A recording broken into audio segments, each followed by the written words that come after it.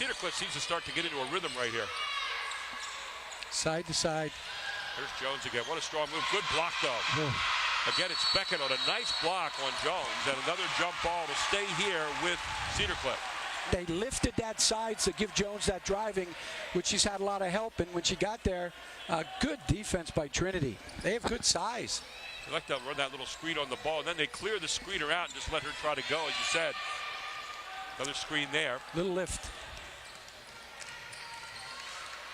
Kind of reminds you a little bit of kind of the old Virginia offense that Tony Bennett runs, the blocker mover thing. You have two people constantly setting screens on either side and three cutters. Side to side. Oh.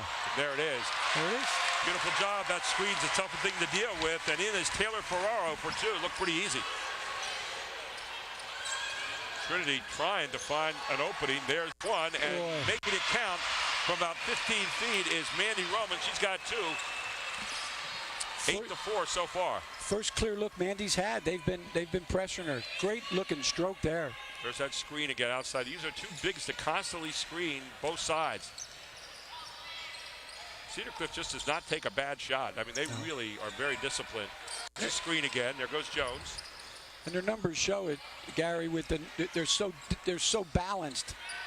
There's Jones. Jones, what a sweet stroke from three-point land. And Jones in for her fifth point of the game. First three for her tonight, under 2 minutes to go. 11-4, Cedar Cliff up. She does everything, it appears. Well, skilled from the perimeter and big, can score inside. It seems to be the personality of this team. They have a number of people that can score inside. And here's another one from Trinity. That one's going to be buried. And how about that answer from Natalie Freed? She got freed up. She's got 6 points, both via the three.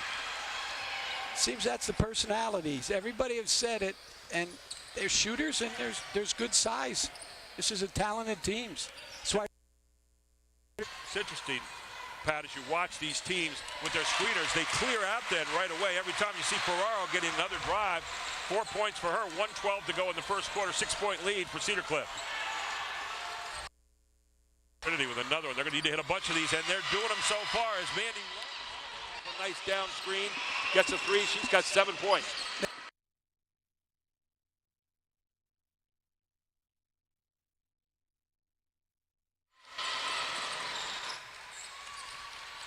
Again, here you see the screening and the step out. They screen and step out. They don't screen and roll. They screen and step out and try to let you do a little driving.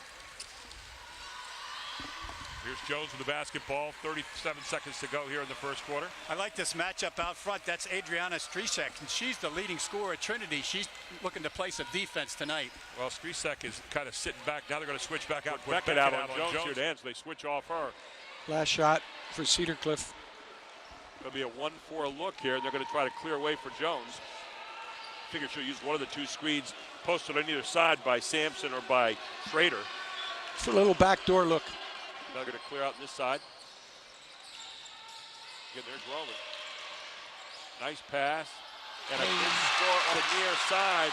Nice little dunk shot there by Cravener off the near side. 15-9, end of the first quarter. We take a break.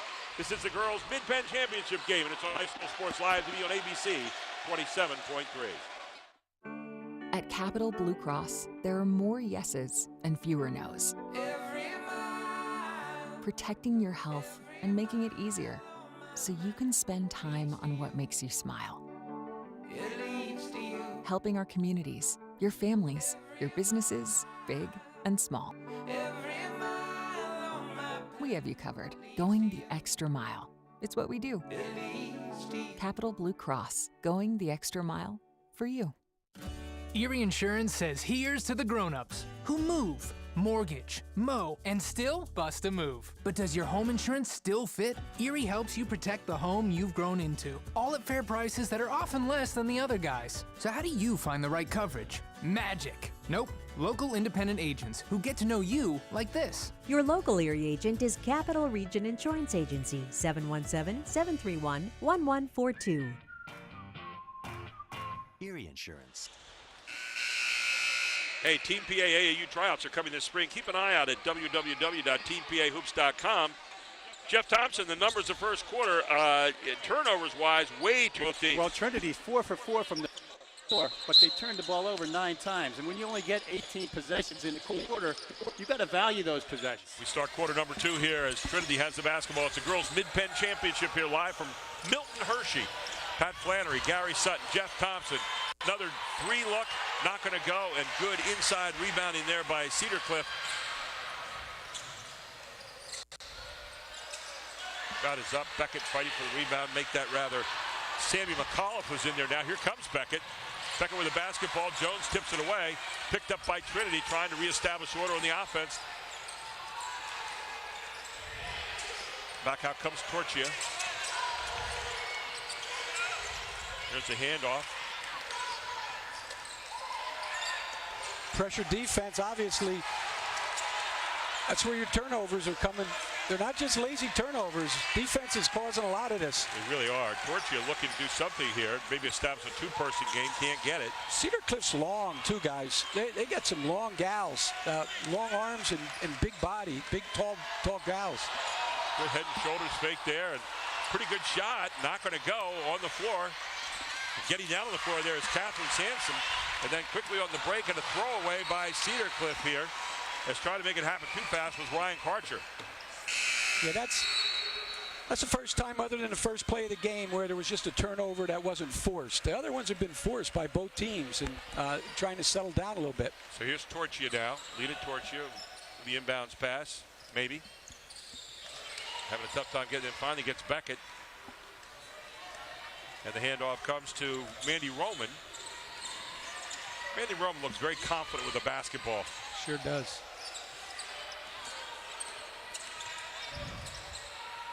Torchia tried to get her feet set for a shot. Boy, well scouted. Both teams very well coached.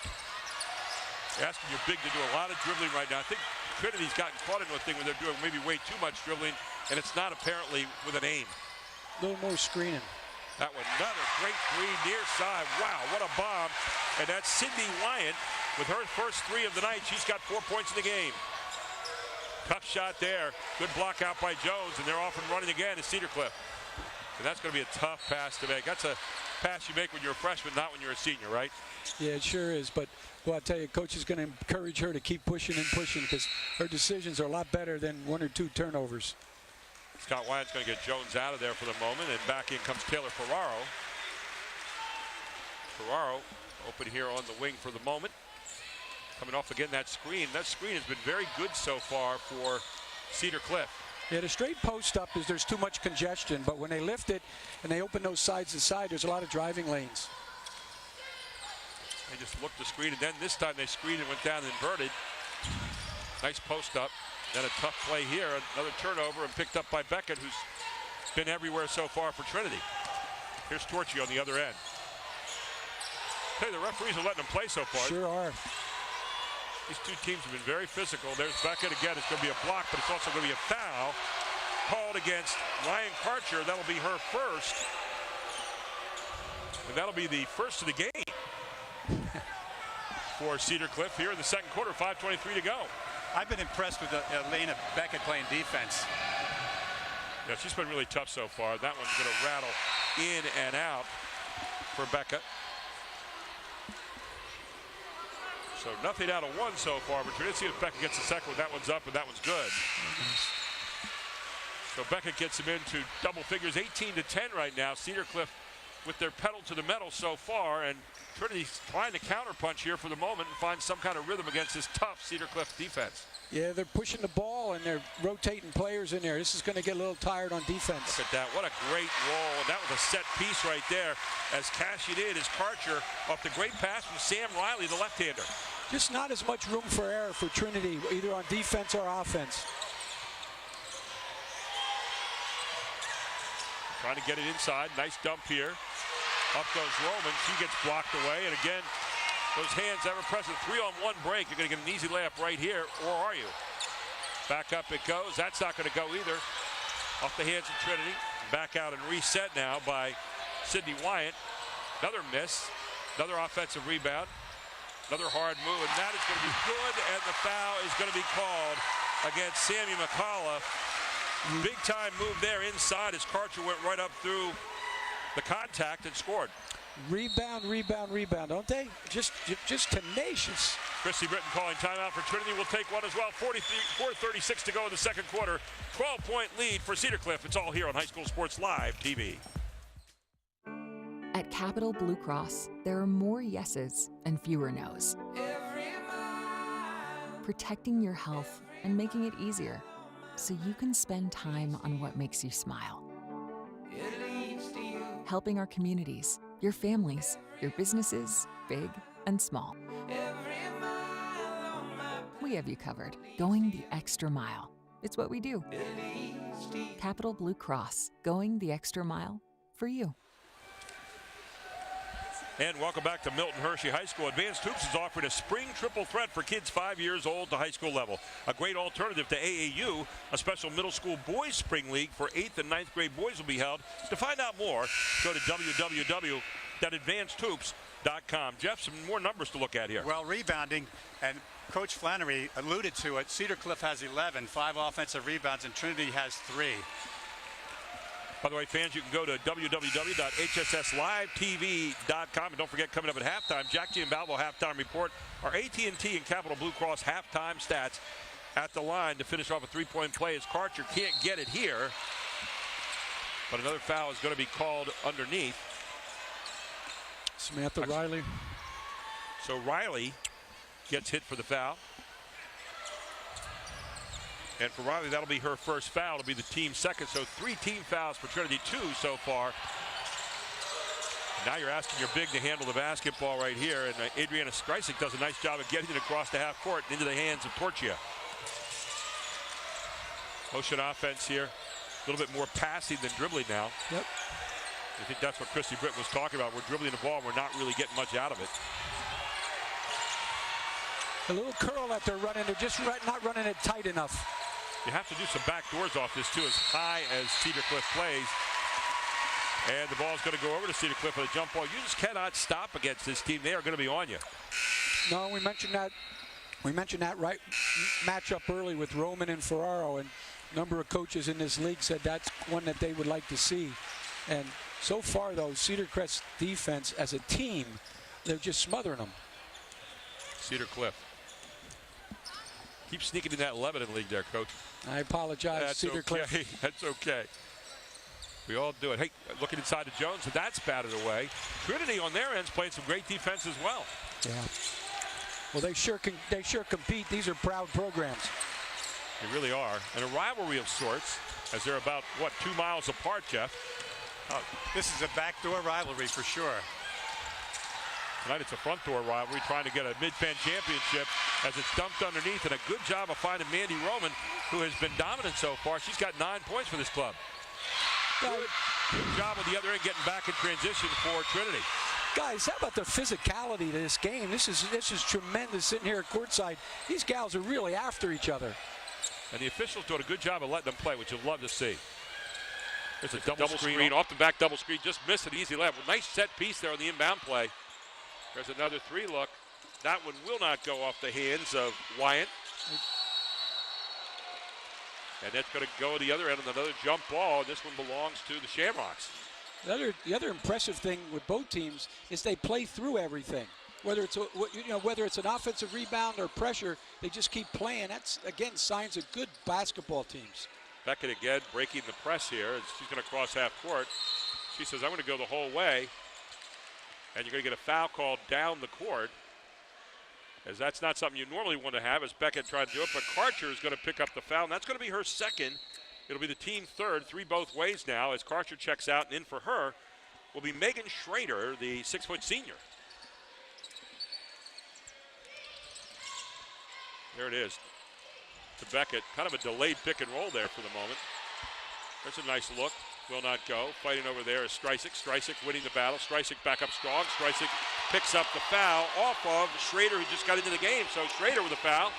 It'll be the 4th team foul, and all of a sudden Trinity trying to get a little something going here, Jeff Thompson. Well, Adriana Streisig is their leading scorer, and this is their first really look at the basket, which is a good sign for T-High. Streisig averages 11.6 points a game.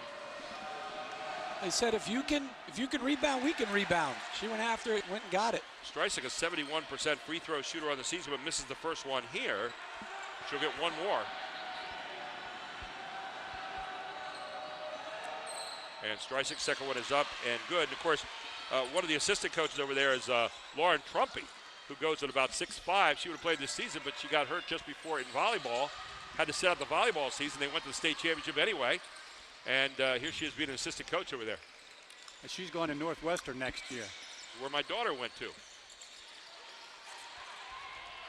Oh, nice job getting inside up. Another missed inside shot. Rebound, jump ball, stays with Cedar Cliff. Northwestern, a great school. She'll go there and play basketball in the Big Ten, so how's that? She, talk about a girl, you didn't get a chance to see her, Pat, but Trumpy knew her way around the low post probably as well as anybody you've seen. Yeah. There's Olivia Jones, who has not scored too much. We saw her early. She has 5 points and has been kind of cold since the first quarter in the opening 3 minutes. Been so impressed. Beckett misses. Tough shot there. Now you get the run on the other end, and you're going to get an easy layup here. And great job getting back up by the person who's been the player of the game so far for Trinity. It's been Mandy Roman, excuse me. She's been everywhere. They can't afford to get her off the floor. So inbounding the ball here will be Sydney Wyant to Jones. Jones with that pick. There's Jones trying to find something open. There's a screen. Pass and screen on the ball is what Cedar Cliff likes to live off of. Really attack the basket. There's nothing soft here about their offense. Trinity's playing it hard, running through their screens. Trinity's doing, oh, good fake there. What a fake, but another rebound by Beckett. And takeaway by Jones for the moment. Going to get a foul, I think, called right here. That's going to be against Torchia. For Torchia, it'll be her first, team fourth. Love the fake that time as Sam Riley, who's a left-hander, coming to her right side, gave the little head and shoulder fake. Looks like she's running the option there in football, and then went right in like the quarterback does for the layup. Timeout on the floor for Scott Wyatt. 1:46 to go to half. 22-13. Cedar Cliff leads it on High School Sports Live TV on ABC 27.3. Today's Advanced Hoops tip will feature Duke McCamey, our post-training expert. The Mikan drill is a foundational drill that I teach all young players that sign up for my class. This drill teaches players to finish around the basket while using proper footwork. It's important for players to use the right hand on the right side and the left hand on the left side. I teach players to shuffle their feet and get low while exploding into the layup. Squaring feet and squaring shoulders is the key to consistency and timing around the basket. The Mikan drill is a foundational drill for every young player to learn in my class. And fans, you can go to hsslivetv.com to check us out. And we get back here. 1:46 to go in the first half, and we have the Jack T and Balbo halftime report coming up after this. Another little set piece from the inbounds play. Nice job by Trinity cutting it off, Pat. Yeah. Well, again, just schooled, sideline out of bounds, underneath. They absolutely know what they're doing, and there's a reason they're undefeated. There's Jones. Good look from Jones off the back of the iron. Roman has her hands on it, can't hang on. Finally picked up by Wyant. Back out it comes to Jones, swings it far side. 1:25 to go here in the first half. How do you keep them off the boards, guys? They just go after it as a five-team effort. There's two screens that time for Wyant. It's not even the shot they take. It's the follow-up. It's the offensive rebounds. Well, they're getting good shots. Back to Wyant it comes. They're just so disciplined. Will not take a good job. They're going to try to post up Jones right now. And Trinity's been equal to the task here in the defense in this possession, meeting every challenge they have. There's Jones finally going up and has tipped away again. Trinity has some quick hands as well. Three people on the ball, finally through the legs. How about that one? Back it comes, and Trinity. There's Wyant wide open, misses it. Ball goes out of bounds with 32.7 seconds to go here in the half. Well, I know they're playing hard, but they just look like a rugby game out there. Through the legs and start to scrum. Yeah, I like the fact she said we talked a little football. She did a little hike there to get the ball through. Unfortunately, they couldn't hit the shot, and Trinity has the basketball if you're a Cedar Cliff fan. Triple team. Here's Roman with 30 seconds to go in the first half. Somebody need to get her a glass of water when she gets to halftime. She has been everywhere, and she's hounded. She and Beckett. Beckett's been all over the board so far. Trinity's running some nice stuff, weak side screening right now. They've gone more to the passing. I think it's a little bit more effective with all the dribbling they were doing. Oh. And there's a foul out front you do not want to see, and Olivia Jones is going to be whistled for it. She'll get her first, team fifth. So not to 7 yet. Ball will be brought in near side. 12 seconds to go here in the first half. 22-13, Cedar Cliff leads it. Here's Beckett. Roman's going to handle the basketball here down to 9 seconds. You got to move. Torchia's got it, 6 seconds. Too late. Torchia's trying to find a way, and it's not going to happen. You got a jump ball, and the ball will stay with Trinity, so you need some kind of little inbounds play, maybe a throw up there for Beckett. Let's see what Coach Britton has in mind. They're trying to get right here from McAuliffe. McAuliffe just lets it fly, not going to go. We head to the half. It's 22-13 here at the half of the Mid-Penn Girls Championship game. Cedar Cliff leads it. We're going to take a break. We'll have an interview with Dr. Kish from OSS Health, and then our Jack Giambalvo halftime report, all live here on High School Sports Live TV on ABC 27.3. I'm here with Dr. Alexander Kish from OSS Health. We're here talking today about sports-related injuries as it comes to winter sports, wrestling, basketball.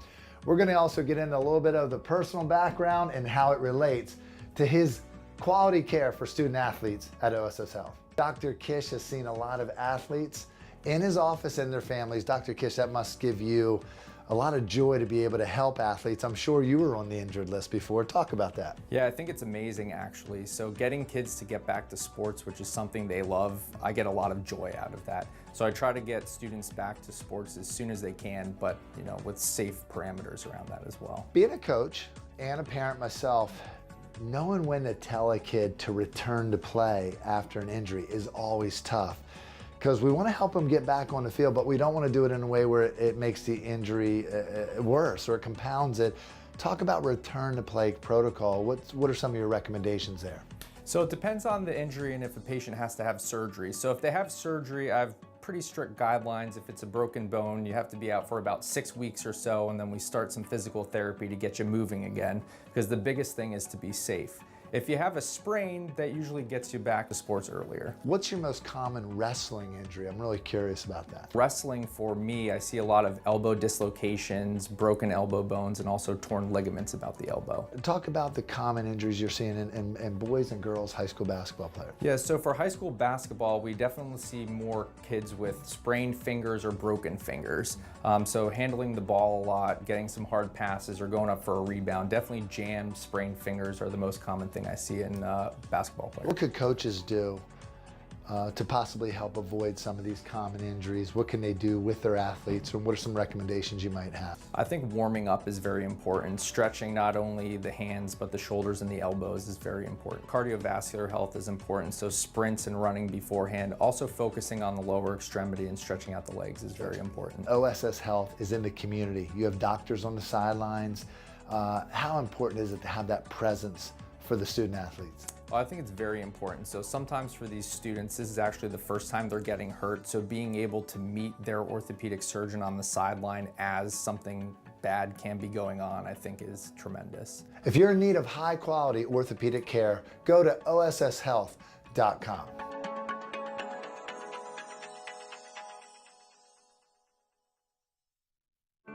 At Capital Blue Cross, there are more yeses and fewer nos. Protecting your health and making it easier so you can spend time on what makes you smile. Helping our communities, your families, your businesses, big and small. We have you covered, going the extra mile. It's what we do. Capital Blue Cross, going the extra mile for you. If you're looking for a quality used vehicle at a great price, Hoffman has it. Hoffman Ford has the best pre-owned inventory, not to mention the best hometown buying experience in all of Harrisburg. With our market-driven pricing, you can be sure you're always getting the best deal. Plus, we'll give you top dollar for your trade. And you know who's got Harrisburg's best deals? Hoffman has it. Hoffman Ford, Colonial Park. Hoffman Ford, just what you're looking for. Hoffman has it. Groff Tractor is your full-line equipment dealer representing Case Construction and many other leading brands, serving the total sales, rentals, parts, and service needs of its customers. Groff Tractor, featuring Case Construction, paves the way for your project from start to finish. With 6 locations, Groff Tractor is always nearby your equipment needs. Groff Tractor also offers scheduled maintenance along with 24/7 emergency service. Groff Tractor is your #1 source for everything under construction.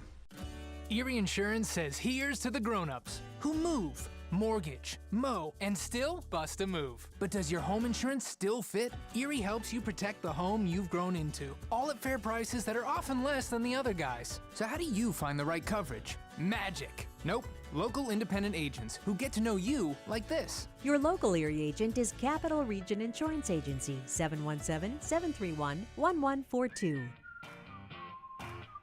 Erie Insurance. We wake up with the sun. We live in a place we're proud to call home.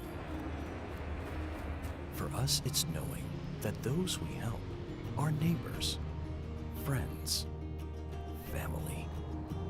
As the leader in providing the best orthopedic care for our community, we come together to do our part.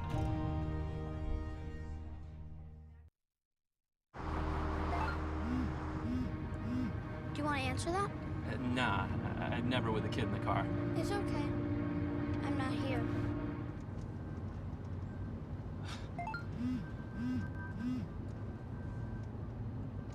I'm there.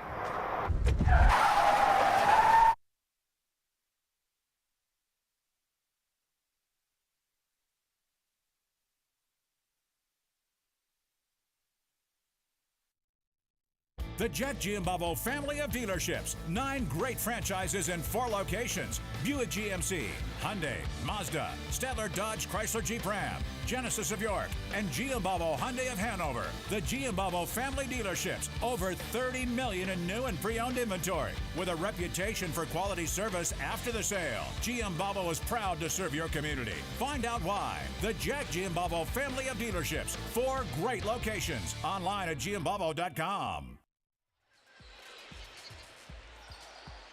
And welcome back to our Jack Giambalvo halftime report here at Milton Hershey High School. And thanks to Mark Zorby tonight, by the way, the basketball coach here, who's done so much and kind of handling all the administrative stuff here this evening. He's done a great job, and it's a wonderful venue to play this in. 22-13 here at the half of the Mid-Penn Girls Championship game. Gary Sutton with you, Pat Flannery, and Jeff Thompson. And, you know, guys, the first half was really interesting. Really let them play, did the referees, and I thought it was a good physical half. It was clean, but both teams putting defense on display, and offense was at a minimum, Pat.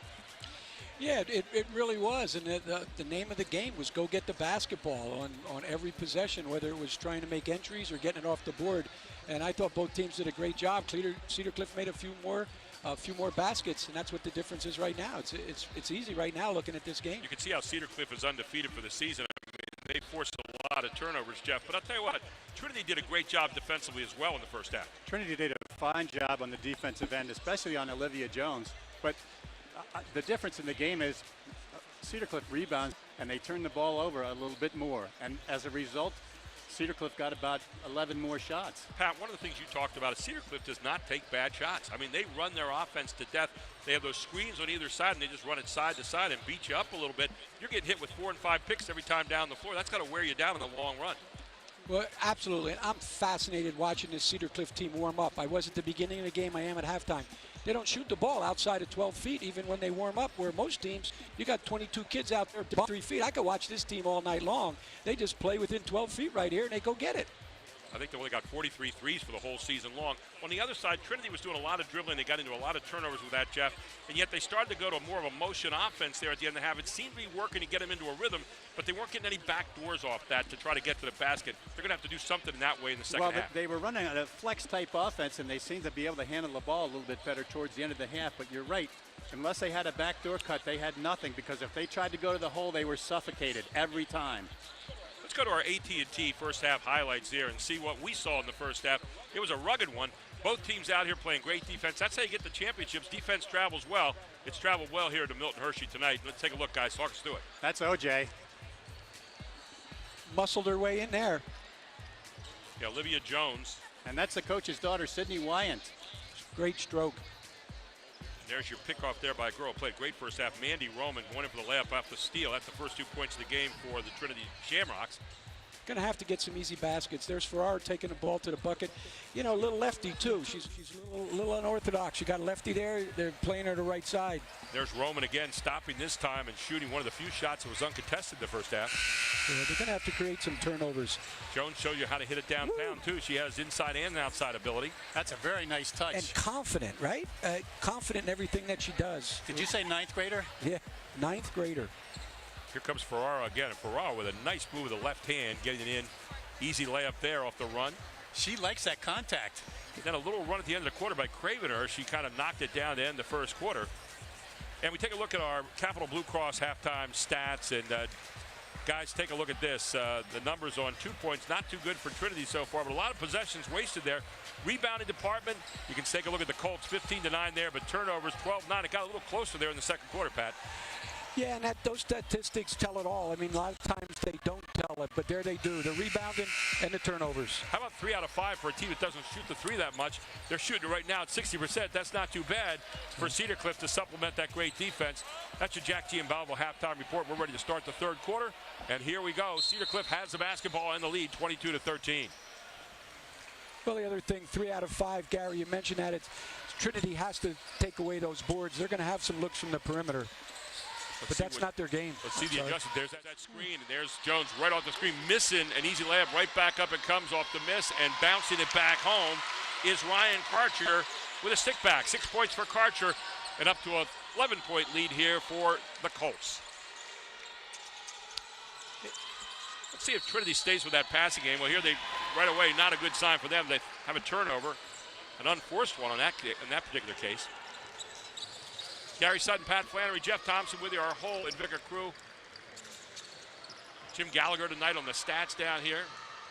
Nice set piece here again over the top. Got to see some Trinity personnel step up here and show they can score. Jones getting double teamed well. Well, there's Roman again all over it. Beckett has it knocked away going back. Jones gets it.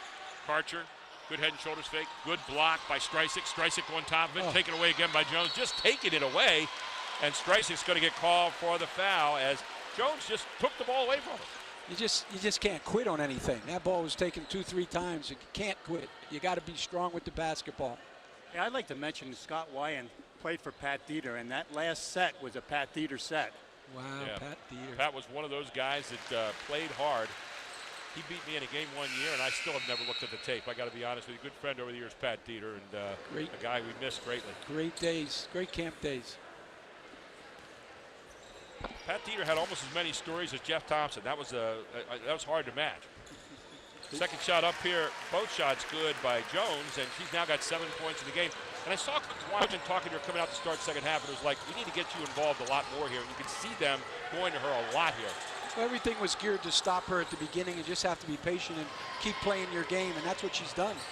Really going back in that dribbling offense, it's really not getting them anywhere right now. You really felt like they were in that passing mode. At least they had a chance. The dribble screens is not going to get them.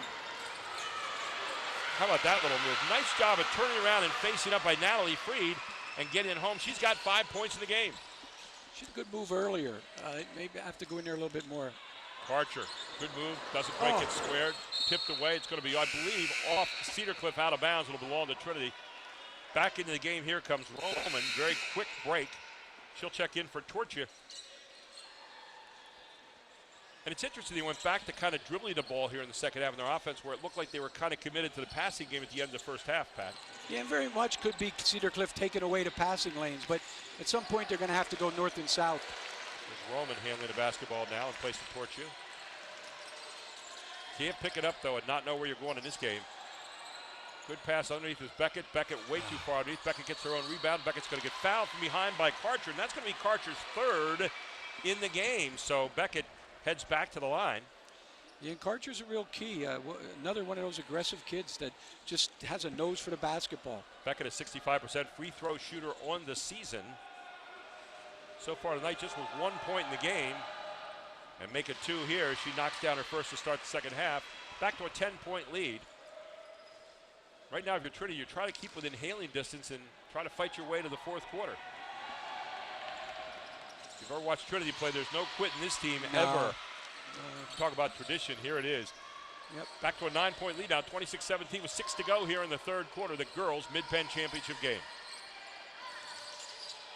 Starting to switch a little bit more. There's that screen on the ball again, and right down the lane, and a good block by McAuliffe. Back they come now. They run right to Roman, everything. They are denying. That was created by defense on the Roman. Ashley Keefe has to take it away again. Again, I don't know that you can dribble the ball a lot against this team. Yeah. There's the post up by Jones again. Jones used that size, and again, missing. Jones back up, miss it again, but finally knocks it home. And Olivia Jones, and they're really looking to her here in the second half, has 9 points. Looks like, go ahead. She's a force inside. It reminds me of Adrian Dantley. Sorry about that reference, but you guys have to YouTube.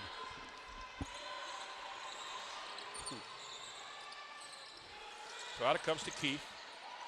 There's a 3 look. Not going to go, and taken down again by Jones, who seems to be everywhere. Right, a great outlet pass here, and it's going to be quick transition back. The foul will be marked up on Natalie Freed. That'll be her first, team first in the second half, as heading to the line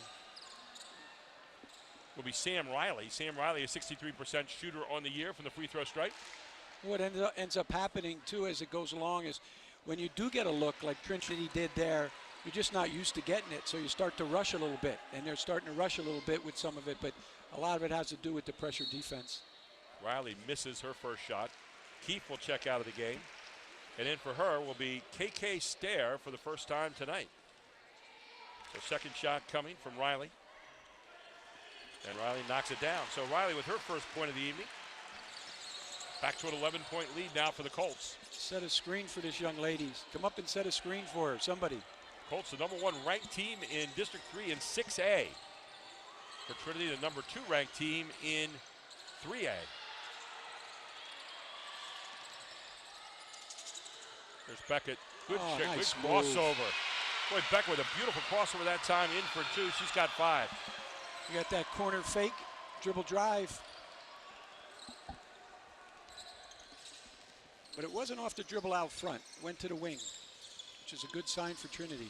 Trinity number 2, only behind Brandywine Heights in that girls' AAA. They'll head into the playoffs. Both these teams will after this. They start next week in districts. There's that screen of the ball again, and always looking to penetrate with the dribble. Good swing outside, missed. That one off the hands of Wyant. And here comes Trinity. And, you know, tough to pass it to a girl that's not used to maybe handling the open floor like that, is McAuliffe trying to get it. Just a little bit of happy feet that time. Well, I mentioned somebody from Trinity got to show, and you got to start seeing a presence. And Beckett's starting to show a little bit. She's starting to get comfortable on the board. She can be a real force. They need a little bit more of that. Sampson and Schrader back into the game now. Jeff? Right, Taylor Ferraro. 16 turnovers now in the basketball game so far for Trinity. You can credit Cedar Cliff's defense for a lot of those turnovers. Absolutely. Yeah, this is a game where if you're playing against Cedar Cliff, you've ever had a lot of counters, backdoors, and all kinds of things. Fades, good shooting technique, good shooting percentage. And be strong with the basketball. That's the key to pressure. Yeah, you're going to have to score through a lot of contact. Drag. Hands nice on the ball all the time. Reminds you of an NFL team. It's always going after the ball. That's just the strip in the NFL now is the big thing. Good turnaround again, but again blocked away. You have to shoot up through that contact. Natalie Freed. Here comes Jones. Nice box out by Sanson. Jones to Ferraro. Now they'll start that pass and go screen. Looking to post up right now with number 22, Schrader. And it's going to be lost out of bounds from Cedar Cliff. Goes back over to the Shamrocks. Down by 10. Kind of hanging around right now with 3:21 to go. Yeah. Well, as we said, good teams with kind of tradition. They're not going anywhere. Here's the Heat. Beckett's going to bring it up. Not a bad idea to have Beckett bring it up because you've got Megan Schrader staying back every time. Quickly out though, Ferraro's got it against Roman, and Ferraro misses it. Roman's going to get called for the foul. Not a bad foul there for Roman. It's only her first, but she stops the easy layup. Yeah, like you said, reversing. The big guys are big gals are driving and kicking out. It doesn't hurt to change. And when Cedar Cliff runs their offense and Taylor Ferraro gets the ball, she is relentless going to the basket with her left. Yeah, she's not stopping. Ferraro only a 59% free throw shooter for the season as Roman steps out and Torchia back in. First shot up, no good by Ferraro. She's got 4 points in the game tonight. We'll try to make it 5 on this shot. Ferraro's second shot is up and rattles that one home. And back it goes to an 11-point lead. See if they get something going long. Everything they've entered is below the foul line. Got to be able to beat some pressure. 30-19 with 3:01 to go here in the third quarter. There's Beckett. Beckett kicks it out. You got a 3 look. Can you knock it down? Oh, yes, you can. And a beautiful kick out to Natalie Freed. That's her second 3 of the night. She's got 8 points in the game. Knew where each other was going to be on that. Big to big. You like Beckett right now, kind of handling the basketball from the top there because her big girl is staying back on her a little bit. She's the one girl that's not getting a ton of pressure. There's Jones. Last time she dribbled up. There we go. Last time she dribbled up. And another foul called here in the backcourt. And all of a sudden you feel momentum kind of slowly turning to the white and green. Well, Beckett the last time up, gang, she threw the ball and it was a turnover. She threw to someone. I think she said to her, you know what, I'm going to take it myself. She didn't need to make that pass. That foul called. Second foul on Schrader. It'll be the third team foul, so 3 either way here in the second half. 2:26 to go in the third quarter.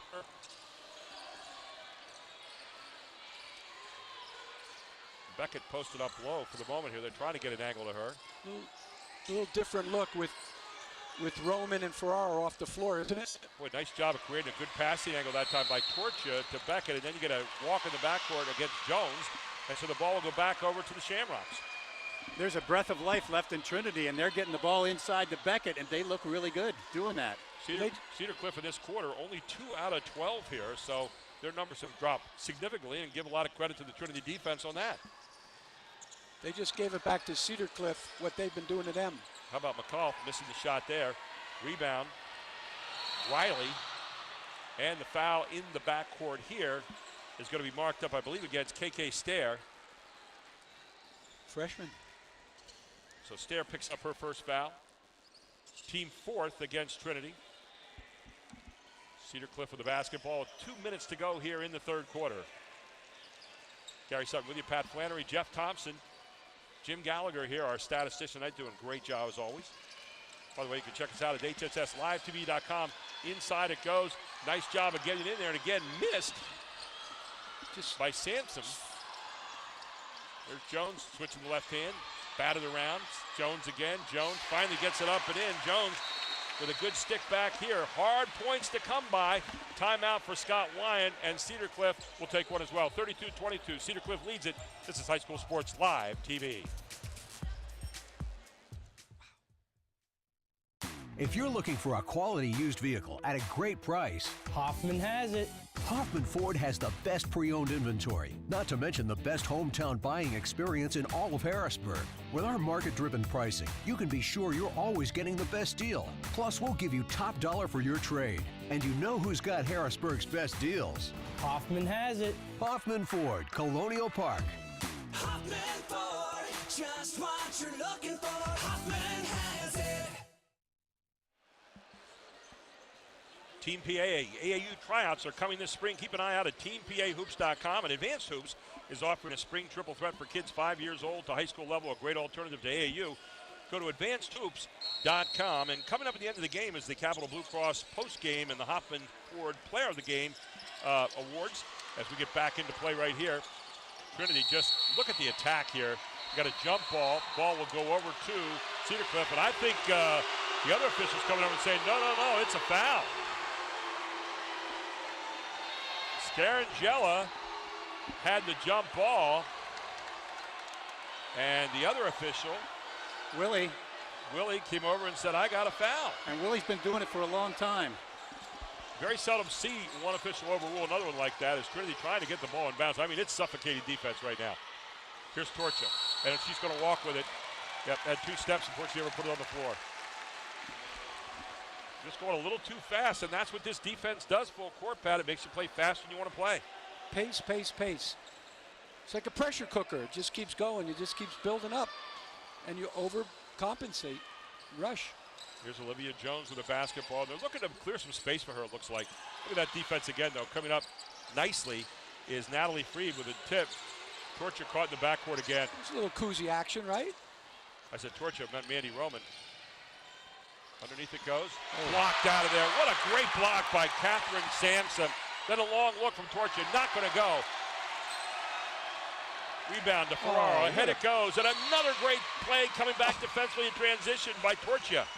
Great pass and then a great defense. Nothing's given, is it? Nothing's for free this evening. You talk so much about offensive transition. How about defensive transition like this? Look at this. Torture saving it, just tipping it away at the end off the hands of Ferraro. Looking to pass it inbounds now is Jones to Sampson. Now Ferraro, there's a screen. Sampson. You do a lot of that. 2 screens. They're not a double screen. They're screen, then screen again. Yeah. They're just looking to turn the corner on it all the time. Here's Jones. There's 1. There's 2 screens again. For anybody looking at this, gang, this is a young team, too. There's maybe 1 senior on this ball club. Somebody's going to see them for a while. Trinity doing a nice job staying tight to the block here and helping out on those drives, though, because a lot of those drives come in the middle where you don't get a lot of help side as the foul's going to be called on Torture. That'll be her second. Be the team 6 now against Trinity. 10-point lead, 26.5 seconds to go here in the third quarter. Cedar Cliff in front. Trinity doesn't want to let them run this out. They're trying to make something happen, go under 10. Down to 20 seconds now. And they're going to wait and let Jones try to create again, I think. What they've been doing is having a screen on the wing and then having to clear out and let Jones go one-on-one off the wing if they can. Down to 8 seconds. Here goes Jones. Hard move to the basket. Jones putting it up. That's not going to go. Rebound again. Throwing it outside very quickly to Roman. Roman lets it go at the end of the buzzer, and it is not going to go. We head to the fourth. A 10-point lead for Cedar Cliff, 32-22. It's the Mid-Penn Girls Championship game on High School Sports Live TV on ABC 27.3. So a while back, I thought to myself, I'm never going to own a home. I'm going to have to rent forever. I didn't have money for a down payment. I had no credit history, and I just got out of a divorce. But PHFA showed me that home ownership is possible. They offer me a low-interest mortgage and a way to manage the closing cost. To me, this is more than just my home. It's a huge accomplishment and a new chapter in my life, thanks to PHFA. The Jet Giambavo family of dealerships. 9 great franchises in 4 locations. Buick GMC, Hyundai, Mazda, Stadler Dodge Chrysler Jeep Ram, Genesis of York, and Giambavo Hyundai of Hanover. The Giambavo family dealerships. Over 30 million in new and pre-owned inventory. With a reputation for quality service after the sale. Giambavo is proud to serve your community. Find out why. The Jack Giambavo family of dealerships. 4 great locations. Online at giambavo.com. We head to the fourth quarter. 8 minutes to go to a championship here on High School Sports Live TV. Trinity with the basketball. They're down by 10. They've gone full out with Beckett in the backcourt now. I like that move. There's Streisig, who's not had a real open shot all night long. Hustling coming out of there again with the basketball is going to be Sam Riley. Sam Riley with quick hands. She's one of those girls, you don't see her show up in the big stat pile, but I'll tell you what, she's doing the blue collar work all night long. They all have their roles. That's going to be the second foul now called against Streisig.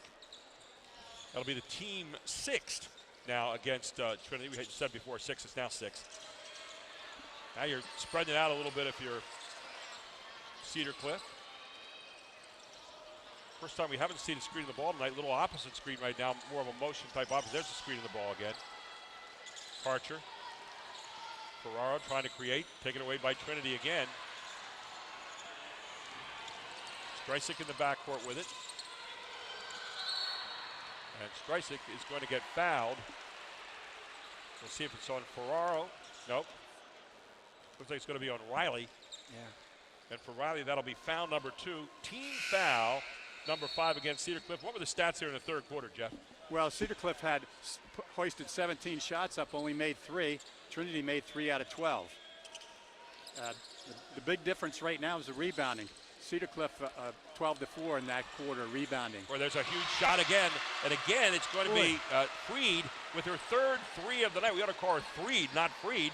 She's got 11 points in the game, 9 of them via the tray. Back to 7 points it comes. We got a basketball game.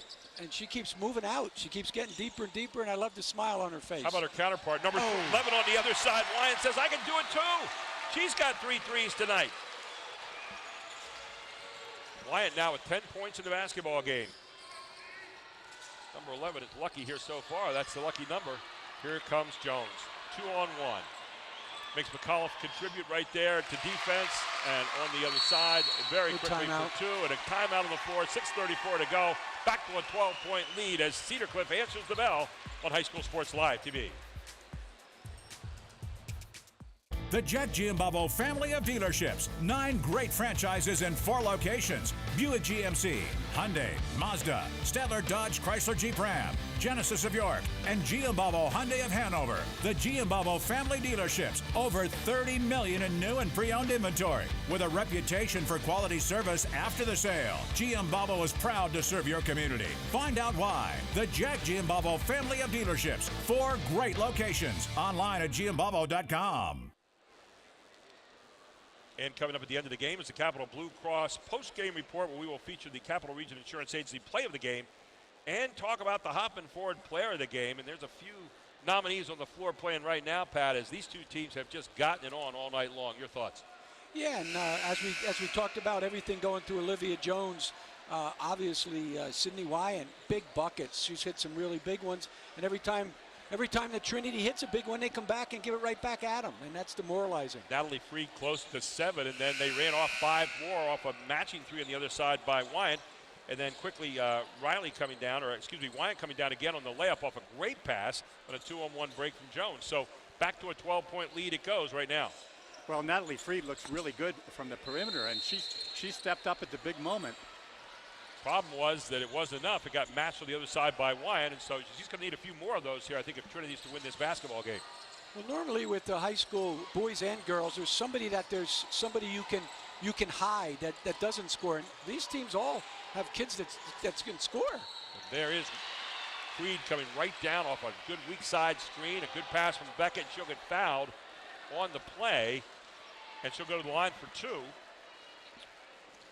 Certainly a set look by Coach Britton coming out of that start this quarter. Freed on the season, a 66% free throw shooter, and tonight 100. That's the 3rd foul on Riley. Team 6, so 6-6 both ways. It'll be the bonus next time. And Freed having a heck of a night here so far. That's 13 points in the game for Natalie Freed. Back it comes on the other end, and the foul's going to be called against McAuliffe. There's a great sign for Cedar Cliff folks. No matter what the score or where they're at, they just keep attacking you. Now they're taken out of bounds. They're not looking at clock. They attack that on 3 passes and a layup. Riley with the first shot up, no good. Riley, a 63% shooter for the season. Tonight she's 1 out of 2. She'll get a chance to make it 2 out of 3 here on this next shot. Riley second one up and makes that. She's got 2 points for the night, 2 out of 3 from the line. Back to a 10-point lead it goes. I'm not sure even defensively if they can stop that pressure. They just stay after you. We'll see what they do being that they're up with clock. Nope. Cedar Cliff tonight 6 out of 11 from the line, by the way. Now we're in 1-on-1, or 1-and-1 rather, as the foul is called against Cedar Cliff. And that's not the kind of foul you want to have right now. No, it's not. And looting before that foul is they just don't, they don't back off. It's the way they play. That's why they gotten here. So let's see how they adjust now that they're in the 1-and-1. Streisig, the best free throw shooter on the team at 71%. This one up and good from Adriana Streisig, who now has 2 points tonight. She normally averages 11.6 points a game. They've done a good job on her this evening. She's only taken 1 shot, 1-3 the entire game. Yeah. Second shot up, that's good. Gets it back to 8 points now.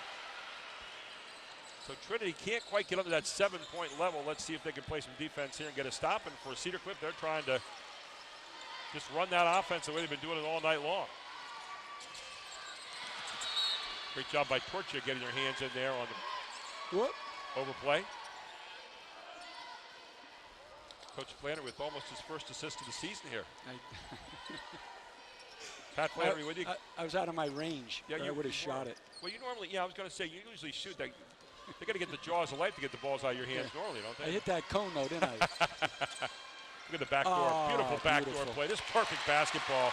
An easy lay-in by Ferraro, and that's the kind of set piece you like to see. 7 points now for Ferraro in the game tonight. Just wear you. Beckett underneath. Beckett gets up, didn't use the backboard there, gets it back. Back up it goes. Another 2 misses there. Tough ones as Karcher gets the rebound. Well, you had a chance right there if you're a Trinity with 2 point-blank shots. Yeah, you don't get them that close against this team. Here's Wyatt, that high post there.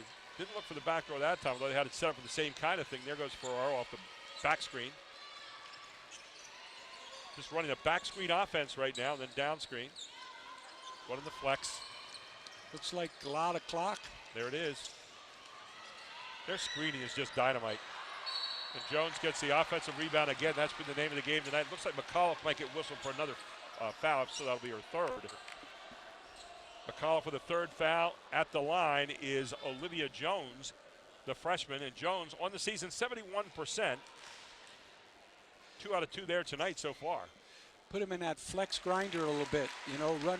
You want the ball back because you're down, but you have to play disciplined on defense or you're going to give up layups. So they certainly know what they want out of it. Jones with a really nice looking stroke. That one rattles out. Put the hex on her. Need a 3, not going to go. As Torchia, second one she's had tonight, she's just not been able to find the range at all. Both those have been air balls thus far. So Lena Torchia. Stay with it. That's all you got to do. You've made a lot of those during the year to help your team. So 12-point lead here, 4:37 to go. Do you start playing the clock a little bit here, Coach? A little early for that. Well, again, I think it's their personality to just keep attacking. You're not going to stop. You may be a little more patient, but they have been. They've taken good shots. The kind of shots you're going to get right now are going to be shots where you're going to get fouled, going to the basket like that. Yeah. Well, you have to go get the ball, so you put yourself in a spot.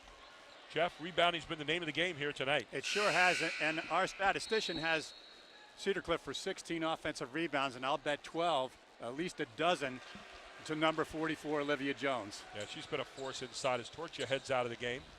And back in for her will come Ashley Keefe.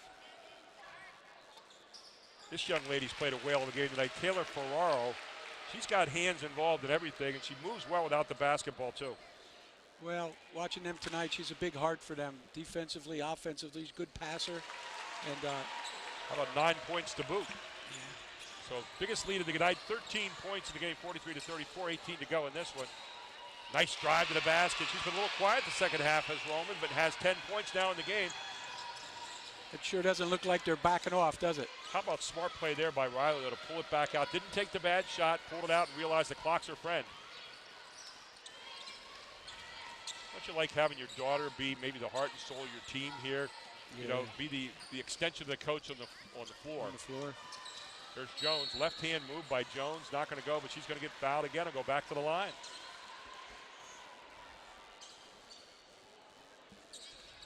So Jones back at the line, and every time down, they are attacking, getting to the line, or getting easy buckets. And when you never know when they're going to go, they're so hard to guard. And you got a whistle here. Mark Starangella says, what is the whistle? Natalie Free with her second foul now. It'll be the 10th foul, so you get a double bonus here. I always felt like this makes the bad free throw shooter better. The good free throw shooter great, the great free throw shooter in another orbit. How do you feel about that, Pat? With the 2 shots. Yeah. Pressure's off. Yeah, a little bit. This was a 2-point ball game it went, though. Up it goes. And again, she has been perfect from the line, or almost perfect, rather. 5 out of 6 from the line so far tonight. Under 4 minutes to play, 45-31, the biggest lead. And again, that's just putting a stamp on it. That's the kind of defense you've seen all night long. And again, it's Ferraro with a great closeout. Yeah, again, going back to this, guys, obviously these kids know each other and play against each other a lot. Scott Wyan says, let's spread it out a little bit here. The clock's our friend right now. And there it is. A little wider set now. Let her go one-on-one, either get fouled or score. And she goes in, and there's the one-on-one. Get fouled, head her back to the line. She's the best free throw shooter on the team. You know, it's amazing at the end of the game you put the ball in the hands of your freshman, right? Who's not playing like any freshman we've seen. No, these freshmen are 22 games in now. She's a veteran. She's seasoned. Seasoned is what we call it, right? Well, if you take a look, Olivia's father's at the end of the bench. He's an assistant coach for Boiling Springs, and he's been teaching her a long time. Yeah. Well, behind all these players, there's somebody that grabbed them at a young age and developed their skills, because there's some real talent out here on this floor. After missing one, she's hit her last 4, and now the throwaway here by Trinity, and you kind of feel like the handwriting's on the wall right now. 16-point lead by Cedar Cliff, and they're not going to be in any hurry to score right now. Yeah, I'd love to see people taking out of bounds to feed with a bounce pass on that. I hate when kids are running towards it and you throw that dart. There's Jones again. They're just spreading it wide for her. Let her go one-on-one. And she's taking Beckett to the basket, then just kick it out. Once it's 1-on-2, you kick it. There's Ferraro. She goes hard. Beckett with a block. Beckett's played a solid game here tonight. Yeah, she's been impressive. She's a young lady that can play at the next level. Well, what I'm impressed with is a 9th grader with that kind of temperament. She's playing with older girls, and they seem to accept her because she's very unselfish. I like her attitude. Yeah, what's the old rule? 1-on-1 you score, 1-on-2 you pass. And she's very good at understanding that simple rule of the game. Here's Ferraro again. Look at that. Anytime they feel any pressure come up, they kick out, and that's exactly what you do in a 4-quarters type offense. Yeah. So here's Jones now, 2:40 to go. You're pretty much done playing Trinity now. You're playing the clock. There's Jones going again. This looks like Dean Smith in 66, 21-20. The vice is on. Yeah, that's hard. Kind of old. They're going to have to trap the ball if they're going to take it out of their hands at all, but they're such good handlers. Yeah, and they're just isolating you right now. They get 5 one-on-one games here for you. Yeah. And there you go, finally a foul from Keith. And that's going to be, again, double bonus. So you step in there, and you've got a good chance here of adding 2. As Wyant is at the line. 52% free throw shooter is Wyant, but makes this one. Here comes Roman back into the game. Alongside of her will be Torchia. So Wyant with the score. Wyant's second shot is up. That one's no good. Dad says, hey, we're going to work on those free throws over the course of the summer. 14 of 21, and there's a nice 3. A little late here. Yeah. But from Beckett. She's down to 14 points. Lena's very skilled. 1:55 to go in this one. 48-34, and Cedar Cliff looking impressive here. They're putting the game away in style. Still good defense by Trinity, who will never quit. They are just that kind of program. We get a timeout on the floor. We'll take one as well. 1:43 to go in this championship for the Mid-Penn. It's 48-34. Cedar Cliff leads it on High School Sports Live TV. So a while back, I thought to myself, I'm never going to own a home. I'm going to have to rent forever. I didn't have money for a down payment. I had no credit history, and I just got out of a divorce. But PHFA showed me that home ownership is possible. They offer me a low-interest mortgage and a way to manage the closing cost. To me, this is more than just my home. It's a huge accomplishment and a new chapter in my life, thanks to PHFA. I like Sydney Wyant. And welcome back to Milton Hershey as we are at 20 seconds left in this timeout right now. Don't forget, we'll have the Capital Blue Cross post-game report. We'll have Capital Blue Cross post-game analysis, our play of the game, and our player of the game. And we've got a number of players on the floor tonight that are vying for that Hoffman Ford player of the game right now as you look out there. Gary Sutton, Pat Flannery, Jeff Thompson here, Jim Gallagher. Team shooting for tonight. Jeff, what's that look like? Well, the team shooting, Trinity's doing a decent job. There's still the biggest factor is the turnovers and offensive rebounds. Trinity's had more turnovers, and Cedar Cliff's made a living on the offensive board. Archer back in the hands of Jones, and Jones now just looking to clear out, penetrate, look for the 2 to come play, and then kick it to the open person. That's all you do. We had a saying in our house, guys, this is where my wife would take it home. We knew it was over. Right. I'd look up to Patty and say, take it home, hon. Roman goes down. Hope she's okay. Turns an ankle. And finally the foul there by Beckett. as Jones will head in. Jones with 16 points tonight. She's hit her last 4, and so far she has been 7 out of 8 from the free throw line. Clock really makes it tough, too, for people that watch a lot of basketball. That's hard to chase kids, especially being down and have the discipline to be able to attack. Both these teams will be heading on into district play next week as Jones continues her onslaught here tonight. 17 points now, has hit her last 5 in a row. You don't have that finality tonight of a district game where, you know, it's over for these seniors. They're gonna have a lot of say in their district. But even for Trinity, even in districts, you know you're not done if you don't win the district. As bringing it down court here very quickly is Stair. There's Torchia coming off the screen by Beckett. Torchia trying to find an open person. Does. There's Roman. Nice pass by Torchia, and Roman in for 2. Roman's had an outstanding game here tonight. She's got 12 points in this one and a timeout on the floor. 55.8 seconds left to go in the Mid-Penn Championship game. 14-point lead for Cedar Cliff. We'll be back right after this. Do you want to answer that? Nah, I'd never with a kid in the car. It's okay. I'm not here.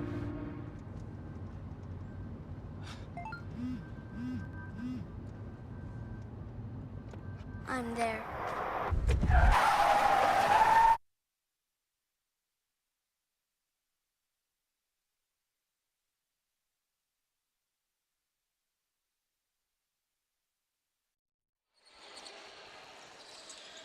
And welcome back. 53 seconds to go in this one. Cedar Cliff with the basketball and a 14-point lead, comfortably leading. About to go to 24-0 and add their first Mid-Penn Championship. This is the first one they've played in for a while. So the foul called out front, and that's got to be an exciting time for Scott Wyan and his charges over there at Cedar Cliff. On the other side, you're going to go 17-7 if you are Trinity. But lots of basketball to play yet, we hope, for both these teams in the postseason. They're both going to be tough outs for anybody. Yeah, really, really impressive. You know, you look at 3 things. You look at handle, you look at shooters, and you look at heart. And these 2 teams certainly have those 3. Down in the York Area League, the 3 6A teams all got beat in the York Area League Championships. And they have a AA final coming up. Will be played over there tonight, in fact, with DeLone and Bermudian Springs, 2 outstanding clubs. So, looking at Cedar Cliff right now, they're going to be a match for any of the teams down in York County who stand at 3, 4, 5, and 6. I like Trinity standing, too, in their division. Yeah, they're second only to Brandywine Heights, who's 17-4, playing right now, as the shot up and no good from Archer, or Riley, rather. And new players getting in the game now. Here's McAuliffe back in. So 51-36 with 36 seconds to go. Just let's throw it back there, give him a chance to make a better pass.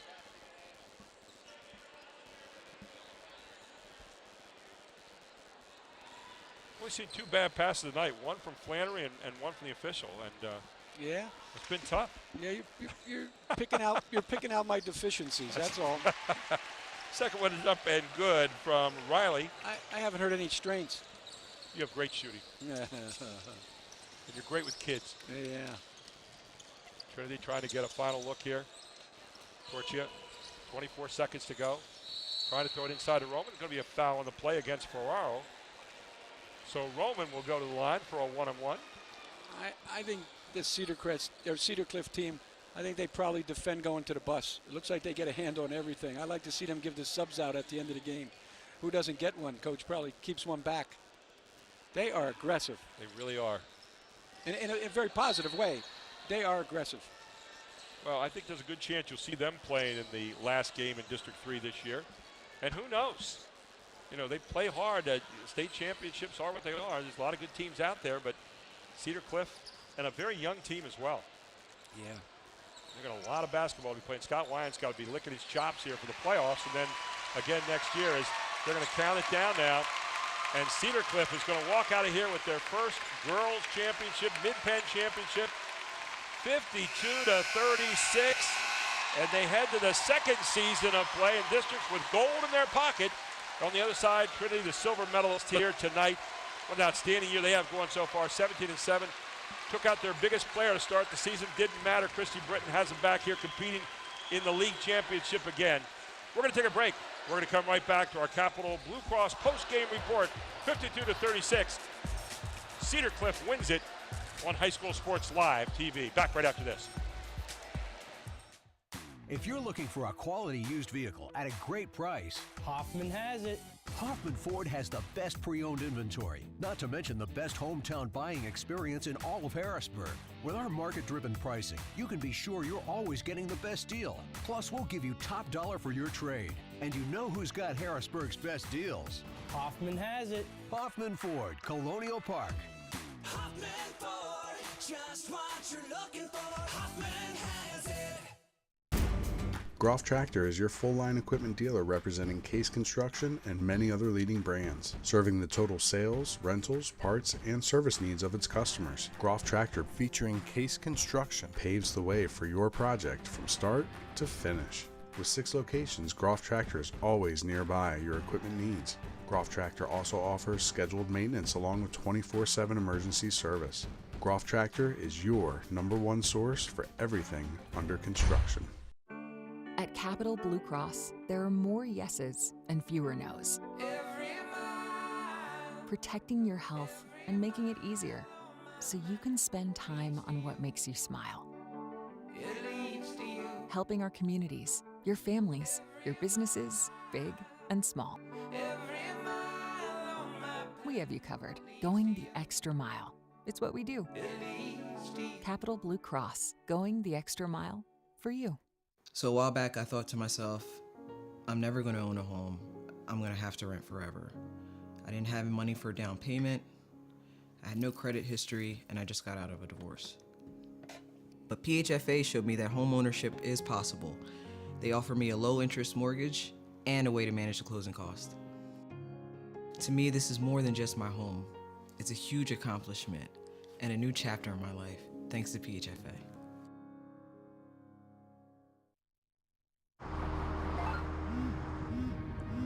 Do you want to answer that? Nah, I'd never with a kid in the car. It's okay. I'm not here.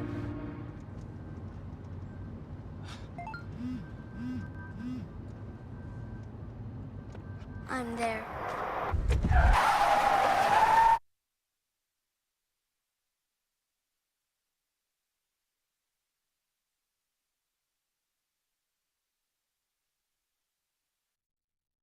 The Jet Giambavo family of dealerships. 9 great franchises in 4 locations. Buick GMC, Hyundai, Mazda, Stadler Dodge Chrysler Jeep Ram, Genesis of York, and Giambavo Hyundai of Hanover. The Giambavo family dealerships. Over 30 million in new and pre-owned inventory. With a reputation for quality service after the sale. Giambavo is proud to serve your community. Find out why. The Jack Giambavo family of dealerships. 4 great locations. Online at giambavo.com.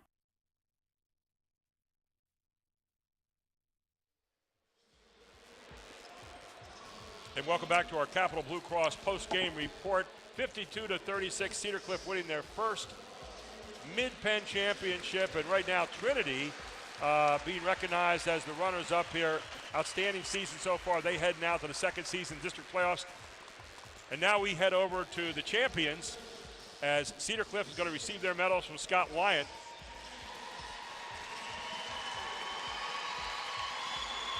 And Scott Wyant's got one proud guy right now as he's about to hang him around the necks of his players. And what an outstanding team we saw here tonight, Pat Flannery.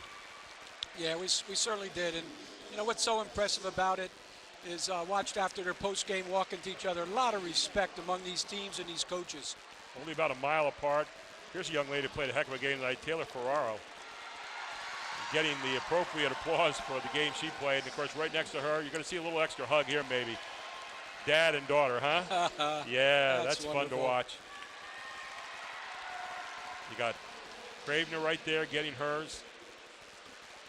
Just think about the time these kids put in, whether you are on the floor or not. You have scouting. You run the other team's stuff all the time. You might be a 9th or 10th grader. Catherine Sansom did a great job of setting screens and rebounding all night. Her partner in crime next door there, Megan Schrader, did the same kind of thing. Both really good screeners for this club. But yeah, you're right. All the time on the floor. And boy, isn't it nice to see the fans back in here tonight, back in front of people again, no masks on. You know, this is the way you like to see it. This is high school basketball. Beautiful facility. And all the people who work hard and practice every day to make these kids better. Here's Karcher coming up next. Ryan Karcher had an outstanding game tonight as well. How'd you like to play against that first team every day in practice? Oh, and Sam Riley, team is undefeated, 24-0 so far. What a season for Cedar Cliff. And finally, this young lady, Olivia Jones, what a game she had tonight. And a freshman. And there's Scott Wyant getting his medal. And he's got to be one proud coach tonight. What a program he's built over there. He's been over there now, I think, for like, I forget, what, 6-7 years? I'm gonna get Olivia to smile before the night's over. And we're going to see them get, I believe, the trophy here in just a moment. And there they are, the gold medal winners here tonight with the championship. Cedar Cliff, 24-0 as they head now into the next season. There's a #1 ranked team in District 3. Trinity will win, and that's a 6A. Trinity will win as the #2 ranked team in District 3, 3A. So an outstanding job here tonight by both these clubs. And welcome back to our Capital Blue Cross post-game analysis. Guys, outstanding game here tonight. Trinity showed a lot of moxie, but I'll tell you what, Cedar Cliff really tough getting inside, and they just beat them up inside and matched with some pretty good threes as well, Jeff Thompson. Well, I think that was the key to the game, and we've harped on it all evening. 31-14, they out-rebounded Trinity, and 17-3, they out-rebounded them on the offensive boards. And a lot of that was a credit to a 9th grader, Olivia Jones. She's very unassuming. Big numbers tonight. What did you like about this Cedar Cliff team, Pat? I mean, they did a lot of things really well. You can see why they're undefeated.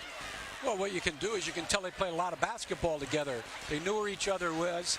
There's obviously some weight involved and some skill level and some dexterity and physicality, because they all can run, they can jump, they can pass, and they're skilled. So what a nice team to look at. They're going to be a tough out for anybody. They're a team that doesn't live off the three that often, but they had 4 threes tonight in this one, Jeff, and that was something that kind of surprised me. They had the ability to hit from the outside, so it's like we don't shoot it all the time. We like to beat you up inside with drives and so forth, but guess what? You let us open out there, we can bury it on you. And they can shoot, and it was spoken of earlier tonight. That's their big three, 2 juniors and a freshman, so they've got a future too. Yeah, they really do. Well, let's take a look at our Capital Region play of the game, and this is maybe the most unusual play of the game that we have ever featured on High School Sports Live TV. And here we go. This happened in about the second quarter, I think, and take a look at this one. You can't get it around, you can't get it out. How about through the legs? That was the only place she could have gone with that pass. The best pass of the night, and she does it again. She says, hey, it's a scrum. Well, let me get it out of there, and we'll play a little rugby or football, whatever you like. And that's exactly how you get out of trouble when you're trapped by 3 people, Pat. Absolutely. Well, we can't go off the air without talking about their offensive rebound. It's really just special the way they get, and you guys coach long enough, that's effort. Guys, that's just not being denied. That's just going at the boards, and that's what they did tonight. I know you talk a lot about Moses Malone in the old days, but Moses Malone was one of those guys who believed that every offensive rebound was his, and that's what you saw tonight from people like Olivia Jones going up. Every offensive rebound was hers. Well, when I watched the game 2 nights ago, and I went away thinking Moses Malone. Moses Malone. Yeah, Moses Malone from those days of faux, right? I mean, there you go. Anyway, time to recognize our player of the game today, our Hoffman Ford player of the game this evening. It could have been a lot of players that we thought Taylor Ferraro played a great game this evening, had 8 points. Sydney Wyant, who hit a lot of threes, she had 12. But this young lady had 19 points tonight, did it from outside and did it inside, handled the ball, offensive glass. You take a look at it right here and enjoy. Nope, that says it all. And she embraced the contact the entire evening. She's only held to 5 points there midway through the first half, and then she took off on her own in the second half. And I saw Scott Wyant walk out in the second half with her and talk to her and say, you know what? This is your game. You have a hand in this game, and we want you to be able to take it right now. And so I think, again, Olivia Jones tonight, a freshman, 19 points, is our Hoffman Ford player of the game. Again, your final score here in the girls' championship tonight, 52-36. As Cedar Cliff wins their first gold in the Mid-Penn. Now, we got a second one coming up here tonight. Shippensburg and Cedar Cliff. I want to thank Jim Gallagher here tonight. Mark Zerby on site, who's done a great job. Charlie Fortney, Brandy Trossel, of course, my partners, Pat Flannery and Jeff Thompson for a great job here this evening. Our whole Invicta crew with Chad Edwards and Josh Edwards and all our guys, TJ on the first team. We really appreciate the job they did here tonight. We're going to get ready to tee it up here for the second game, but first, we have an interview with Greg Cavoli and Charlie Fortney about advanced hoops. And they're going to show it next. And then we get ready for Shippensburg and Cedar Cliff, all here. The Big Penn Championships on High School Sports Live TV on ABC 27. I'm Gary Sutton, back in a few minutes. I'm Gary Sutton, host of High School Sports Live TV. You watch on ABC 27.3. And I'm here today with Charlie Fortney of Advanced Hoops and also Greg Cavoli, now of Team PA. Charlie, 10 years ago, you started Team PA. I know originally Advanced Hoops was just going to be an instructional type program, but there was a place that you wanted kids to be able to go, and Team PA became kind of the natural outgrowth of that. 300 kids in college now as a result of that. Still a lot of kids that want to play. Talk a little bit about you and Team PA and what's happening to that right now. Yeah, the AAU grew pretty strongly over the years with a lot of help and support. Coaches like Greg and our whole team just did a good job of making it something special in South Central Pennsylvania, and it's even recognized well throughout the state. But we never intended, to be honest, to ever start AAU basketball. In fact, in 2001, the whole goal was to not do that and just develop a training program where kids could train and not necessarily have to play on teams as much. So interesting thing happened along the way. You get parent feedback, and parents start saying, I need a good AAU program, and they do. And so we saw that there was a lack of opportunity in South Central Pennsylvania, so we started Team Pennsylvania, and it has been a success. But we're just more excited that we can get back to a little more of our first love and just focusing on training and development while we partner with this new Team PA under Greg Cavoli, where he can keep it going and hopefully continue to take it to the next level for the kids in this area. Greg, a lot of people worry about the idea of something going away. Well, Team PA is not going away. The transfer is going over to you, and you're the new leader of Team PA. Talk a little bit about what it means to have Charlie have the confidence in you to take over this program. I better not mess it up. That's what it means. I've had the privilege of working closely with Charlie, maybe as a silent partner the last several years, and I'm honored to take the program over. It is rare, I believe, in Pennsylvania and maybe any state that an AAU program can last 10 years and have the distinction of having teams on both the girls and the boys side. So the first thing you do is you bring on a great team, and so I had a lot of people raise their hand to come and help this transition. But we're honored. We got to keep it going, and yeah, we have to make it better. Charlie, I know one of the things you are going to do is to really support Greg and talk a little bit about how that support comes down. Greg's passion for AAU, he eats, sleeps, and breathes the idea of Team Pennsylvania. He's a believer in it. He coached in it, supported it. So the idea of someone with his skills being able to just dial in on Team Pennsylvania, build it, we're hoping it can take it to the next level. And I think they're already doing some good things I'm seeing. And Greg's going to talk about that in a second. And then we have to do our job to do that on the advanced hoop side. Greg, you talk about taking an iconic name like Team PA to another level. You've got a vision. You've got some ideas that are new and some really exciting things for people to be aware of out there. Tell them about it. Yeah, so for starters, two directors joined the team, Taylor Dippery and Corey Dickerson. And then about a month ago, on our boys' side, Lloyd Hill, who's a big basketball name in the central Pennsylvania area, came on to run our boys' side. With that, an AAU program really is defined by its top teams and its high school teams, and we've put a lot of effort into what we're going to do with both the girls and the boys' high school teams. The boys will play with Hoop Group, which is a big name on the boys' side tournament circuit, and the girls will play with Select Events, Select 40. Now, the big announcement that all the kids wanted to hear, all the athletes wanted to hear, was they will be gear sponsored. And so, yes, they'll have sneakers. They'll be wearing the Zoom Freak 3, and I didn't bring any today for you guys.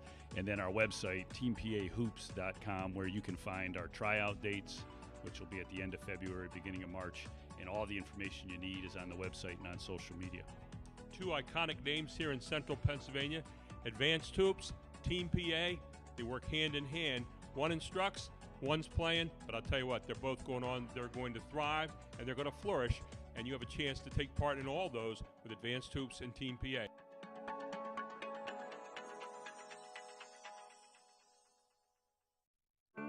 At Capital Blue Cross, there are more yeses and fewer nos.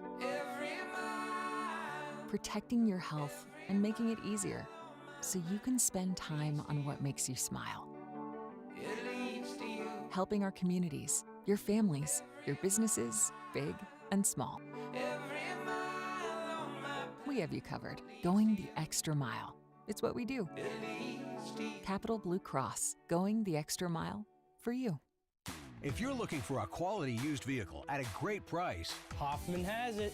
Hoffman Ford has the best pre-owned inventory, not to mention the best hometown buying experience in all of Harrisburg. With our market-driven pricing, you can be sure you're always getting the best deal. Plus, we'll give you top dollar for your trade. And you know who's got Harrisburg's best deals? Hoffman has it. Hoffman Ford, Colonial Park.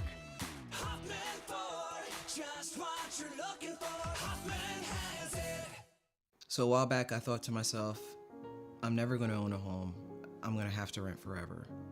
I didn't have money for a down payment. I had no credit history, and I just got out of a divorce. But PHFA showed me that home ownership is possible. They offer me a low-interest mortgage and a way to manage the closing cost. To me, this is more than just my home. It's a huge accomplishment and a new chapter in my life, thanks to PHFA.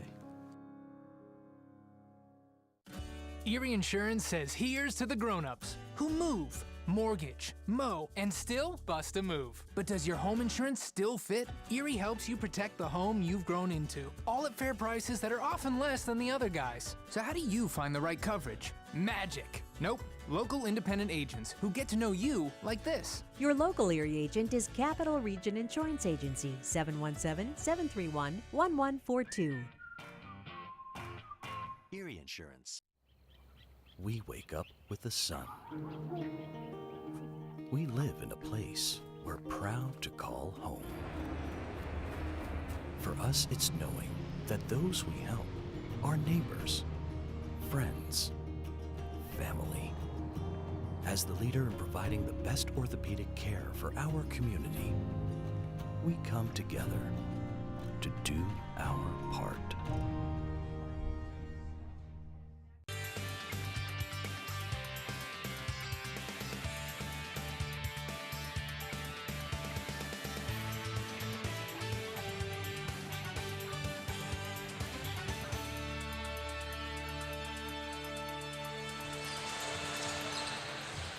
And High School Sports Live is proud to present the Mid-Penn Championships live at Milton Hershey High School tonight.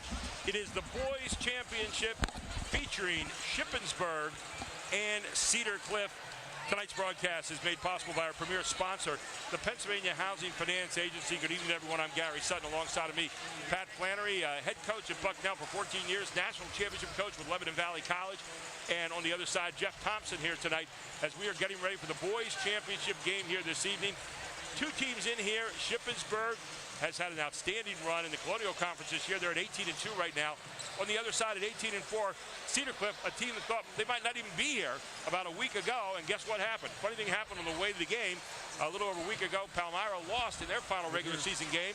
Cedar Cliff in here tonight, and their girls have already won a championship. They're trying to make it two for the Colts here this evening. They're at 18-4 out of the Keystone. They are the champions there.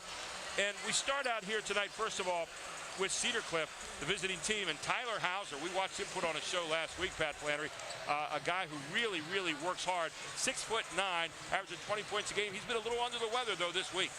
Well, Tyler Hauser getting about 20 points a game.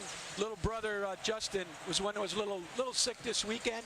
Coming back, we expect tonight. But you know, everybody needs to look at Charlie Werner, possibly back tonight. Mike Armanini back tonight, possibly. We hear they might be going. So there's a little uncertainty, and certainly we're the last ones that are going to tell whether they're playing or not. That's exactly right, Coach. They're not going to give that up until game time. When you see somebody walk out on the floor on the other side, you've got Anthony Smith tonight, who is an outstanding player. He's heading to University of Minnesota on a football scholarship next year. Some people thought he might not play this season. Guess what?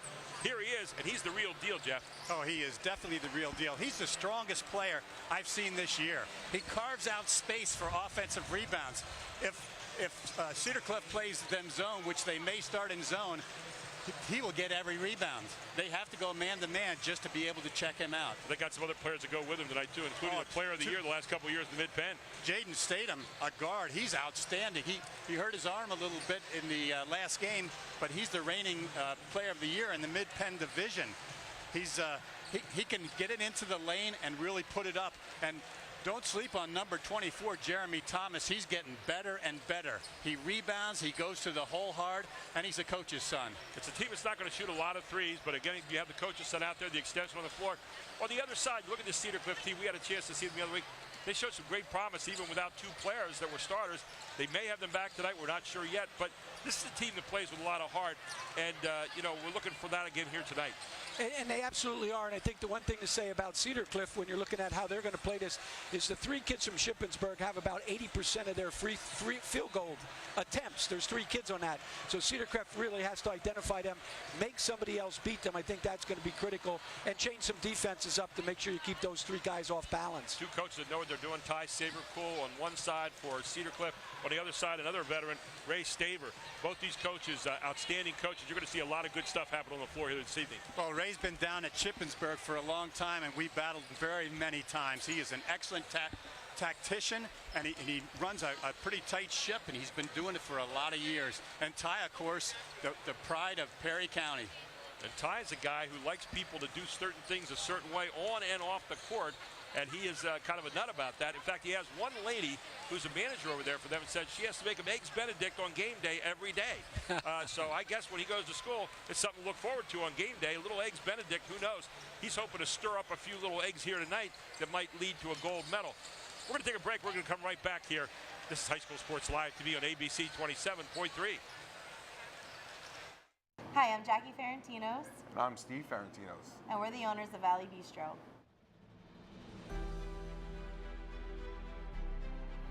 Valley Bistro is a modern bistro located in Enola, Pennsylvania. We're open 7 days a week from 7 to 2. We offer indoor and outdoor seating. We have a catering facility for all your needs. We have been clients with Capital Region Insurance Agency for 2 years. When we first met Warren and Logan, we realized that we were undercovered. They were able to assess our needs and provide us with the proper coverage we needed for our restaurant. The program they provided us reduced our premiums and enhanced our coverage. They even went as far as to complete all the paperwork we needed, cancel our other policy, and make everything a completely smooth transition.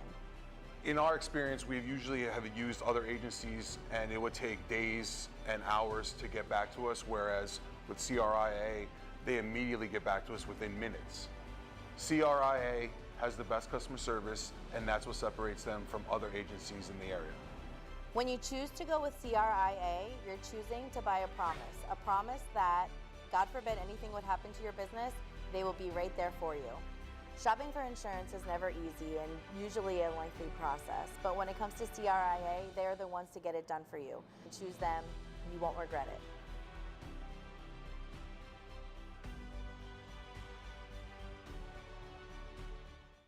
The Jet Giambavo family of dealerships. 9 great franchises in 4 locations. Buick GMC, Hyundai, Mazda, Stadler Dodge Chrysler Jeep Ram, Genesis of York, and Giambavo Hyundai of Hanover. The Giambavo family dealerships. Over 30 million in new and pre-owned inventory. With a reputation for quality service after the sale. Giambavo is proud to serve your community. Find out why. The Jack Giambavo family of dealerships. 4 great locations. Online at giambavo.com.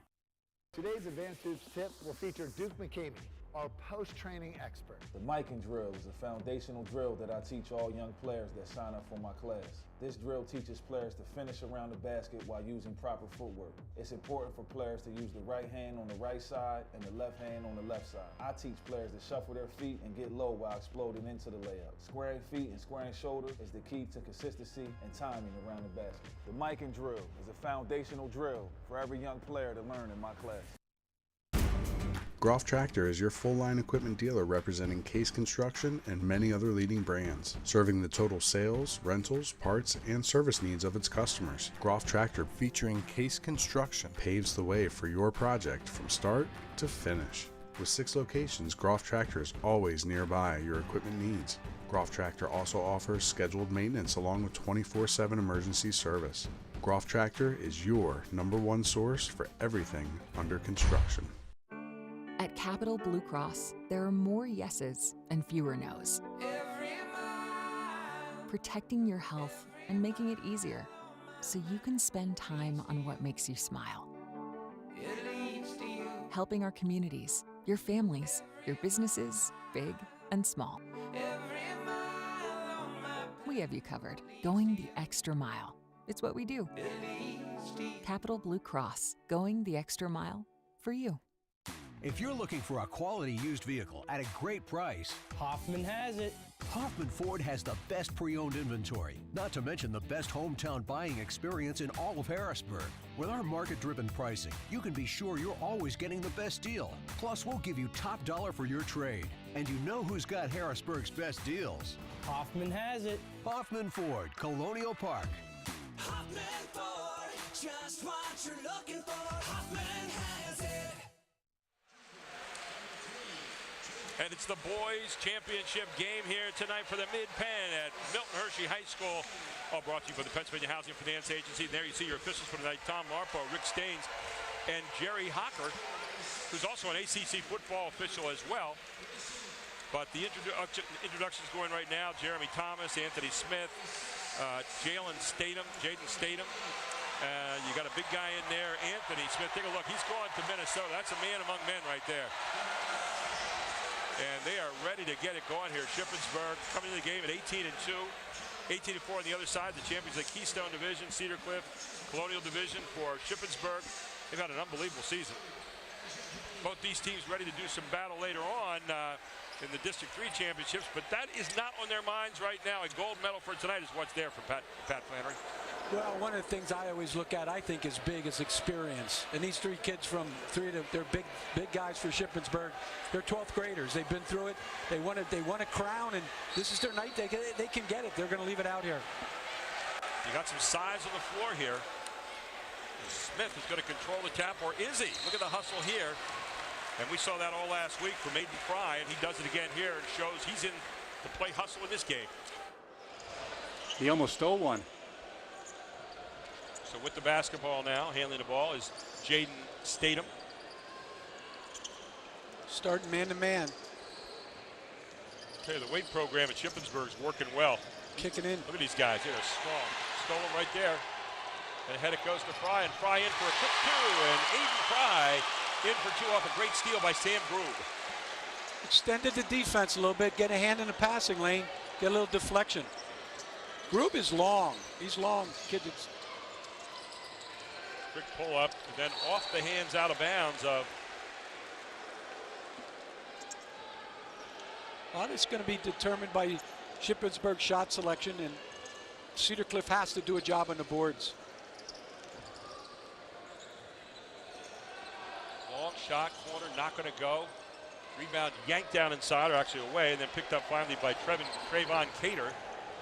Ahead it comes. Big guy shooting from far side. Hauser with it. Off the missed shot from Smith. Cedar Cliff won't mind that, guys. Cedar Cliff's very happy to see number one back on the floor tonight, Charlie Warner. He is the glue that puts this team together. There's a great screen, weak side, up, missing on the angle. Hauser with a rebound. Hauser back up strong. Hauser bangs it on home, and Tyler Hauser with his first deuce of the night. Cedar Cliff in the early lead, 4-0. Cedar Cliff start 4 out and 1 in, and their 4 kids on the perimeter are all similar. Quick, handle the basketball, can cut against Shippensburg's size. This matchup's going to be fun to watch all night. As Smith in, he's not going to get it. Just missed the easy layup. That wasn't anything that Hauser did, and Hauser gets the rebound. Tell you what, you play behind him all night, he's going to lean on you all evening long. Inside it goes again. Up, not going to go. That was intimidation that time from Anthony Smith, forcing Hauser to actually have to change his trajectory, something he normally doesn't have to do at 6'9". They gave each other one. Ooh. How about that hard move to the basket by Stadem? Talk about ball control up through contact. Yeah, looks like he's playing with a tough shoulder, but certainly the way his strength is, he's going to get in those gaps. 1-3-1 coming back here. There's Hauser. Hauser going up strong. Hauser using his body, gets up into Smith, and Hauser misses the layup, but he'll go to the line, and a foul on Smith. His first, team first. Hauser heading to the line for his first free throws of the night. And Hauser, for the season, a 67% free throw shooter. That's a great matchup, those two bigs, isn't it? It really is. And I liked how Hauser put his body up into Smith there to try to get the good shot. And it sure didn't look out front like anybody was surprised by the 1-3-1. So these guys are going to know each other, what they're going to see. Tyler Hauser misses the first one. He'll get number 2 right here. Second one's up, and that one is good. He rattles it down. And a 4-2 lead here. Make that 5-2 now for Cedar Cliff in the early going. Gary Sutton, Pat Flannery, Jeff Thompson with you. You see Ty Saberpool working his defense over there for Cedar Cliff.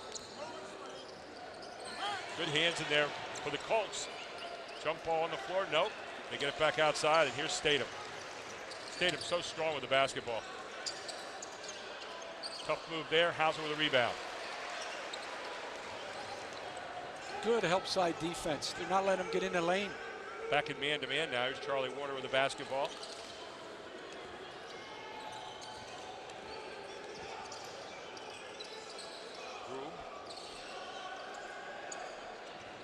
Jump shot along the baseline, and Hauser in for 2 more. Of Hauser with 5 points in the game.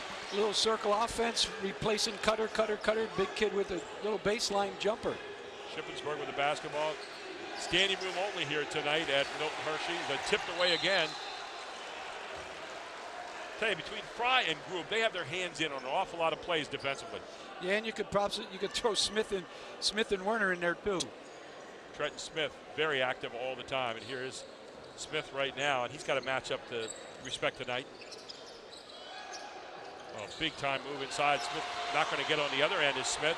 And here goes Hauser, and Hauser up strong, and Hauser in with the left hand. Coast to coast. Big guy, showing he can handle the basketball. He took about 3 dribbles down the floor. He covered a lot of distance. Wow, VMI likes to see that. How about a timeout here? Coach Ray Staver says, I don't like that at all. It's 9-2. This is High School Sports Live TV. The Mid-Penn Championships back after this. At Capital Blue Cross, there are more yeses and fewer nos. Protecting your health and making it easier so you can spend time on what makes you smile. Helping our communities, your families, your businesses, big and small. We have you covered, going the extra mile. It's what we do. Capital Blue Cross, going the extra mile for you. Hauser plays physical. I like that. That was a hit. Welcome back, Milton Hershey High School. It's the Mid-Penn Boys Championship, and the early lead goes to Cedar Cliff and Jeff Thompson. Hauser has been tough so far. Well, he's got 7 points and 5 rebounds. Right now, he's winning the matchup of the bigs. What a matchup that is. I think you're about to see a big matchup here with him on defense. As Smith down there, he's guarding him. Smith steps outside, and now he's going to take it himself to the basket. Look at the big guy go. He misses another layup. Hauser in front of him, and Smith right back, and that's what he can do is stay on the offensive glass. Smith sticks it back. Hauser with a foul. Well, I'm sure out of that timeout, Coach Davis said, this is going one place and one place only. We're not leaving the floor, that end of the floor, until Smith gets inside. It was interesting how he did it, though. He didn't keep him in the low post. He brought him out to the high post and let him drive with a big man. And Smith finishes off the 3 the tough way. And isn't that the day and age right now, where big step outside, they shoot the 3 and they handle. Back to the 1-3-1. With their fallen man. Kicks it back out. Charlie Warner has it. Both these teams we're just seeing some great coaching here, as you would expect. Charlie Warner goes up, and that is swatted out of there by Trayvon Cater. Says, not tonight, Charlie. Yeah, good-looking athlete. Here's Smith. Smith has it blocked away. This time by Jeremy Thomas. Another look. This one finally buried, and a beautiful, sweet shot outside by Aiden Fry for a 3. He's got 5. Again, you talk about playing through things. There's 2 blocks, and they end up with an open 3. Look at Smith. He might have gotten called for a charge there. Didn't do it, and I'll tell you what. Hauser goes down. Quickly, Cedar Cliff back on the other end. Charlie Warner pulls it back. They're going to reset it. Hauser lets it go. Hauser with a 3! Yeah. Hauser with 10 points here in the first quarter. Still 3:19 to go, and a 10-point lead for Cedar Cliff.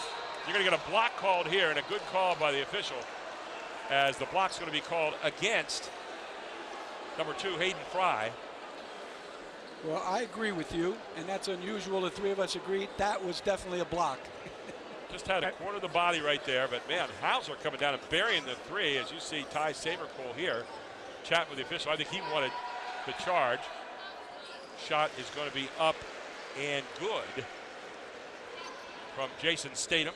That'll be his first free throw tonight. He has 3 points in the game.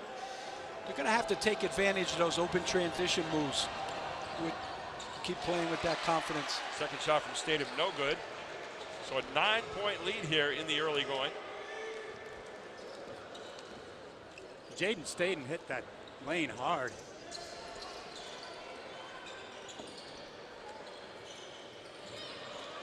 the basketball here. Pull it back out. Cedar Cliff. Excellent set. Staying within themselves. Screen and rescreen. Hauser again. He's got a hot hand, and this time he misses. Battling up there, though, is that guy you're talking about a moment ago, Mr. Smith. Trenton Smith. Back up it goes. A little running one-hander from Aiden Fry. I think that's Sam Groob, rather. And Groob with a tough shot there. Anticipated the block and threw it over him. You know how happy is Cedar Cliff to have Werner back. He definitely steadies them when you see them with and without him. He's such a steady influence. Colts with an 11-point lead right now.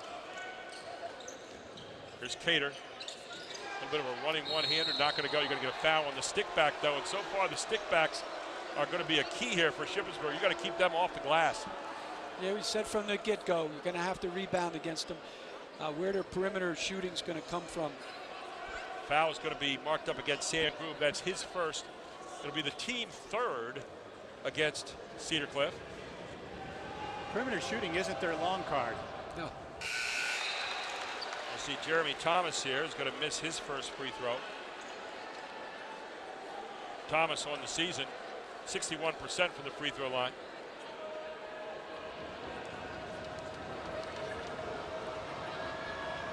Left-hander lets the second one go, and that one sweet as Thomas will knock that down, and they pull it back within 11 here. 2:21 to go in the first quarter. 1-3-1 zone coming back this time for Shippensburg. The Greyhounds, and look out. And very quickly, nice steal off the hands of Jaden Stadem. 5 points in the game, and back it comes now to quick hands. Attack with a purpose. Scorekeeper a little bit off here. We'll try to get that up for you in a moment. Charlie Warner, his first shot of the game, and how about that? Warner said, I might have been out for a few games, but I can still knock him down. And Warner with a three. Timeout on the floor. 1:50 to go here in the first quarter. This is High School Sports Live TV on ABC 27.3. Today's Advanced Hoops tip will feature Duke McCamey, our post-training expert. The Mikan drill is a foundational drill that I teach all young players that sign up for my class. This drill teaches players to finish around the basket while using proper footwork. It's important for players to use the right hand on the right side and the left hand on the left side. I teach players to shuffle their feet and get low while exploding into the layup. Squaring feet and squaring shoulders is the key to consistency and timing around the basket. The Mikan drill is a foundational drill for every young player to learn in my class. And welcome back to Milton Hershey High School. Don't forget TPA AAU tryouts are coming this spring. Keep an eye out at www.tpahoops.com. And Advanced Hoops is offering a spring triple threat for kids 5 years old, the high school level, a great alternative to AAU, a special middle school boys spring league for 8th and 9th grade boys. To find out more, go to advancedhoops.com. Shippensburg with the basketball. They're down by 11, 1:45 to go in the first quarter, and they run the flex here. Looking to post over top.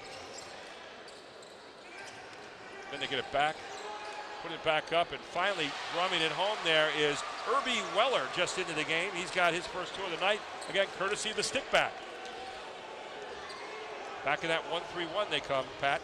Now they're going man-to-man, it looks like. Irby's a good outside shooter.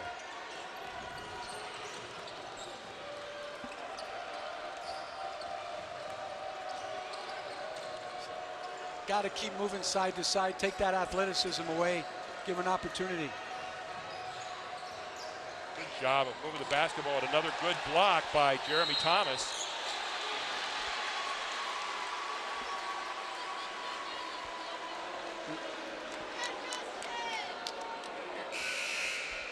Here comes Justin Hauser for Tyler. So Justin back in there. It's 6'11". So you play 6'9" with 6'11", right? Sophomore for the junior. Nice. A little bit less bulk, though, going up against Smith. See where it's got to be Shippensburg bread and butter here. I think you go right inside the big guy. Good block away there by Hauser. Hauser trying to hold his own, but up and out it goes. And there's Smith again, just taking it away. And I tell you what, Anthony Smith is just a tower of power in there. Yeah, you're gonna somebody get him low, somebody get him high. Get a body on him somewhere. Going to Minnesota on a football scholarship next year. PJ is going to be a happy guy there. Now Cedar Cliff goes back into their motion offense. Spreading it out a little bit here, 20 seconds to go. Charlie Warner trying to create a little bit. Maybe trying to find Fry for a three. Shippensburg has good length. They're long. They're so long every position. There goes Warner. There's a screen by Hauser. Warner's going to get tied up right there. And the ball's going to stay with Cedar Cliff with 6.9 seconds to go. Kind of surprised maybe you don't get Tyler Hauser back in there, and that's exactly what they're going to do. Get your main scorer in there for his brother, and maybe get some kind of touch for him down inside. Yeah, get a quick one. He's matched up against Carter Funk for the moment. Goes Trenton Smith, going hard in the basket. There's a shot for the corner. You get what you want. You didn't get it, but you got a good shot. Good look. 20-13, the end of the first quarter in the Mid-Penn Championship game. Cedar Cliff leads it. This is High School Sports Live TV on ABC 27.3. At Capital Blue Cross, there are more yeses and fewer nos. Protecting your health and making it easier so you can spend time on what makes you smile. Helping our communities, your families, your businesses, big and small. We have you covered, going the extra mile. It's what we do. Capital Blue Cross, going the extra mile for you.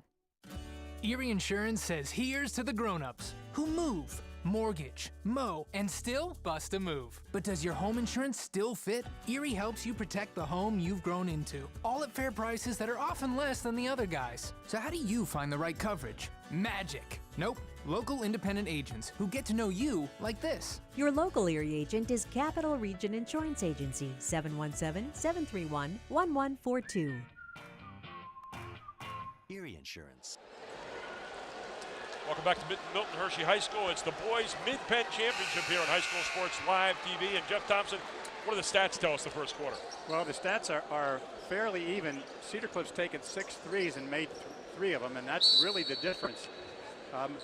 There was an early salvo by Tyler Hauser, and Ship's starting to find their legs now. Here's Ship with a basketball to start the second quarter. Down by 7 right here. They were down by 11 a moment ago. Good give and go there. An easy move down the lane and a sweet shot as Jeremy Thomas in for his first bucket of the game. He's got 3 now. Now they extend that 1-3-1 to a 1-2-2, Pat. Very unselfish. Yes, they do. Hauser had 10 points the first quarter. Kicks it out. Charlie Warner, a pretty good shooter out there. Up in the air, missed it, batted around. Who's going to get it? Lots of hustle. Finally picked up and throwing it away is Sam Grube, who's trying to get Aiden Fry across court as he was being trapped. If you can get Shippensburg spread out like that, Cedar Cliff needs that to be able to get good looks at it, because they match up pretty well with them one-on-one. Their size. Now back in a 2-3 zone for Cedar Cliff. Going to have to change up a little bit. Problem here is rebounding out of this. Got to get a body. Long look for the corner. Good sweep miss. Good box. Hauser, good box out that time. Not a good sweep miss, by the way. I thought he was going to get the shot there. Bounced off the iron. So Cedar Cliff with it back. A lot of motion here. Good split that time. Fry to the corner. He's got Smith. Smith rattles it out. Yanked down by Jeremy Thomas. Great patience, though. Give up one to get a better one. Good job in defensive transition for Cedar Cliff. Ray Staver spreads it out, kind of a 1-4 low look. It's going to try to get the big guy inside. They double team him. Doesn't matter. He still gets a good shot, but he misses. Gets it back again. That's been a theme so far. And Anthony Smith continues to get offensive rebounds and stickbacks. He's got 7 points in the game. Just so powerful. 7-0 Ship run right now. They've closed it to 3 points. They were down 20-9 at one point. Inside it comes to Hauser. He and Smith are going to have a heck of a match. Hauser steps away that time, doesn't get that positive look to the basket. Yeah, not attacking. A little bit of fade. Thomas inside it goes. Good block there by Trenton Smith. And ooh, late call. They're going to call it on Hauser. So Smith got the block. Hauser got him from behind, it looked like. And for Hauser, that's his second foul. So now you got to weigh, are you going to keep him in there, especially with the girth of Smith, or are you going to maybe put his brother in? You can't go too long without him. Shot up good off the hands of Carter Funk. And he'll get another one here. And Ty Sabercole is really working the official over there about that last call. Having a great conversation. Doesn't look like anybody's too upset, but he's obviously very pointed. And second one up and good from Carter Funk to now close it to 1 point. So it is a 10-0 run right now for Shippensburg with 5:44 to go to the half. You know, they ran into this last time we saw them play. You just can't go too long without your horses. And coach is taking a gamble right now. But in 2019, you can. And here's a guy that's been hurt lately, but back on the floor now, Mike Armanini, who's a football player, number 45, seeing his first action here tonight.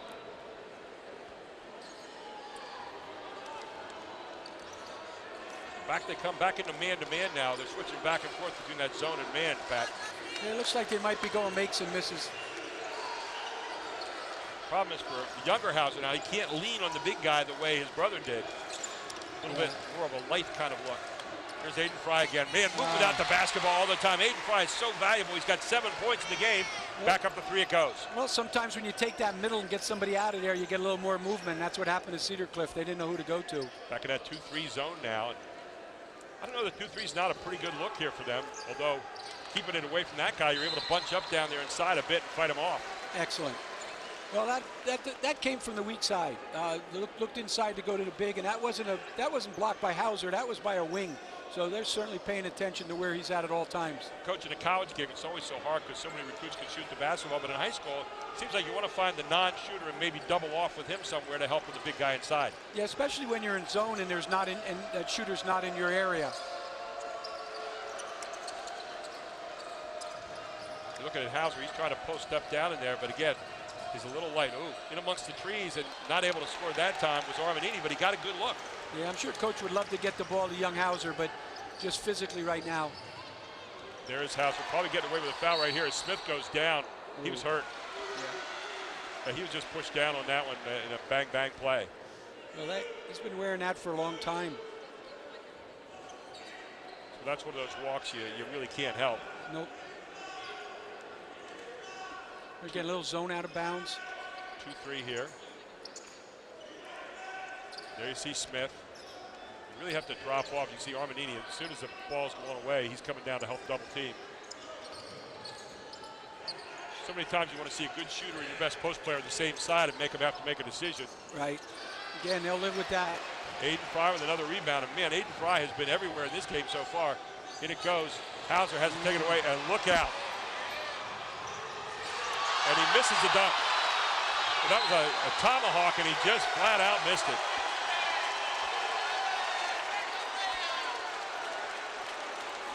I'm not sure what Ty Sabercole is asking here. Well, look, let's take a look. In a transition, the guy was holding him off. He felt like he was holding him with an elbow. I don't know. I think he was running in front of him, but he did hold him off for a long time. He held off Smith. I thought Anthony Smith was going to take the whole stanchion down. Man, I'll tell you what. He was going to tomahawk that away, and that's 2 big points missed right there. 3-point game still as Cedar Cliff gets the ball back with 3:52 to go to half. Don't forget our Jack Giambalvo halftime report coming up at halftime. Well, I'll tell you, this kid out there, Irby Weller, has quick hands. He is up in the lanes everywhere. And again, this team very quick with their hands. You get it every day. So I'm sure playing against each other, everybody that comes on there seems to be long. Armanini takes the inbounds pass. Trenton Smith with it. 3:40 to go here. Cedar Cliff in no hurry right now. They got to feel good where they're at. How about that? He got a little walk, but you like what the big guy was trying to do. Liked it, huh? He shuffled him. Yeah, he did. Good job. He's using the basket to shield away the big guy, and a nice move. So, hey, you don't know if you can do it till you try it, right? Well, he'll finish that one eventually. I think you heard Mr. Smith's footsteps somewhere behind him on that one. Back in that 2-3 zone again. And they just leave Smith on the lane there. Flash him to the middle and go 4 out on the perimeter. Now here you get him on the strong side with Thomas. Thomas, you would take the jumper. You got to guard Smith. Thomas misses a jumper, and as long as he misses it, you're okay. Yeah, that's what Cedar Cliff wants to live a little bit with. That ball didn't go inside at all. That's right. No touches on the big man.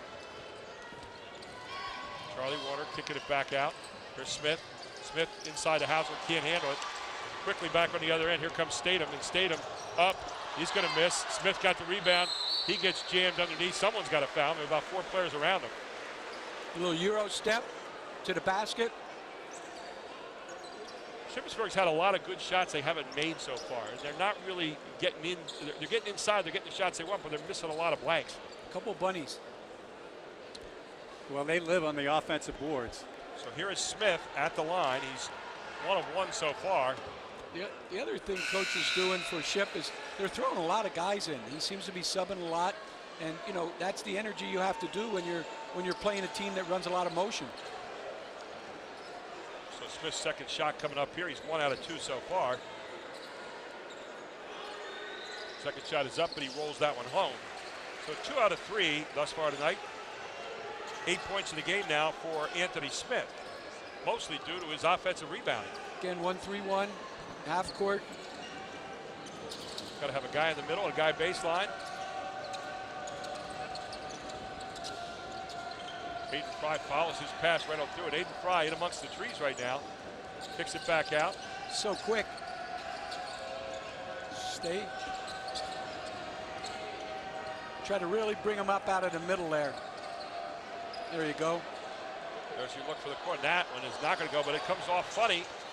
Still picked up eventually by Jeremy Thomas. And there is Trent Smith. Look at Trent Smith never giving up on the play. Baseline to baseline. Right now, with when you think Tyler Hauser's on the bench, he had 10 points in the first quarter. He's your main scorer. Right now, working a little bit of 5 out here and handling the basketball, taking your time. When you have it, they don't. Coach put him on the bench. They were up 2, and they're still up 2. And he's pretty much got a number in mind right now. He's going to stay on the bench probably till the end of the half here. Look at Armanini. Armanini with a strong move. It's going to get fouled by Jeremy Thomas. Show a little skill there, putting the ball on the floor. So Thomas with his first foul, team 3rd in the first half here. 6 on the other side against Cedar Cliff as Armanini at the line. Armanini only a 43% free throw shooter for the season, and this one he gets the roll. Sure, it's nice to have him back. That's a nice big body to have to be able to throw in there. And let me give him a little more credit than that. I looked at the wrong number. How about 81% for the season? So big guy says, what do you mean 43? Take that twice. Hauser up. Hauser fouled. So the other Hauser, Justin Hauser, known right now as the other Hauser because he's a sophomore, his brother's a junior, or senior rather, going to the line here. No, coach can't be happy about that box out. Nice touch. 67% free throw shooter for the year, and makes it here. So Hauser with his first points of the night. I'm really impressed with Charlie Werner. He's just righting this ship. When Tyler went out of the game, Charlie said, it's my ship now. He just lets the game come. He plays within the game. He's smart. He just doesn't show anything. Great distributor, knows when to take the shot. Doesn't knows get excited. When to penetrate, yeah. Just a workman. I'll tell you what, Smith is not posted up as hard now. Oh, there he is. Stepped off a double stack that time. Here's Trent Smith, corner. Another good look. And who is it again answering the bell? It's Fry. Yeah, he has been dynamite here in the second quarter. He's got 9 points. You know, the other thing, guys, is size, and I'm not sure he sees this size every night. I mean, not that he's a big physical kid, the younger Hauser, but that's size, and he's probably just not used to seeing that. Cedar Cliff weathered that 11-0 run, and they've now regained the momentum here a bit and going off on their own run of 5 points right now. Here's Armanini. Shot up, good. That was not to be denied for Jeremy Thomas as he just worked his way inside. He's got 5 points. Yeah, they're trying to run him to the mid-post, let him operate from there. Trent Smith.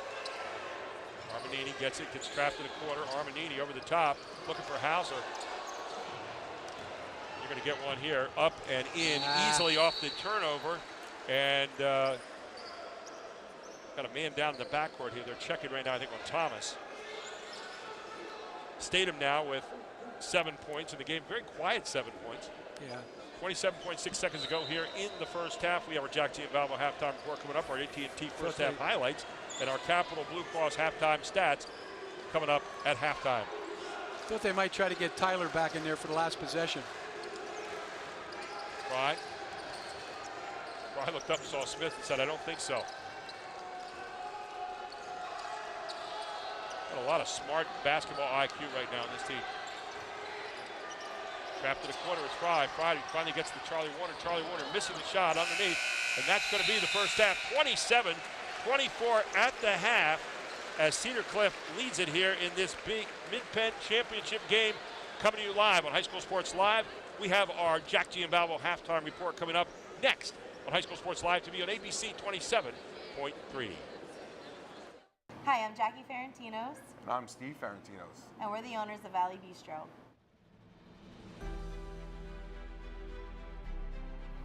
Valley Bistro is a modern bistro located in Enola, Pennsylvania. We're open 7 days a week from 7 to 2.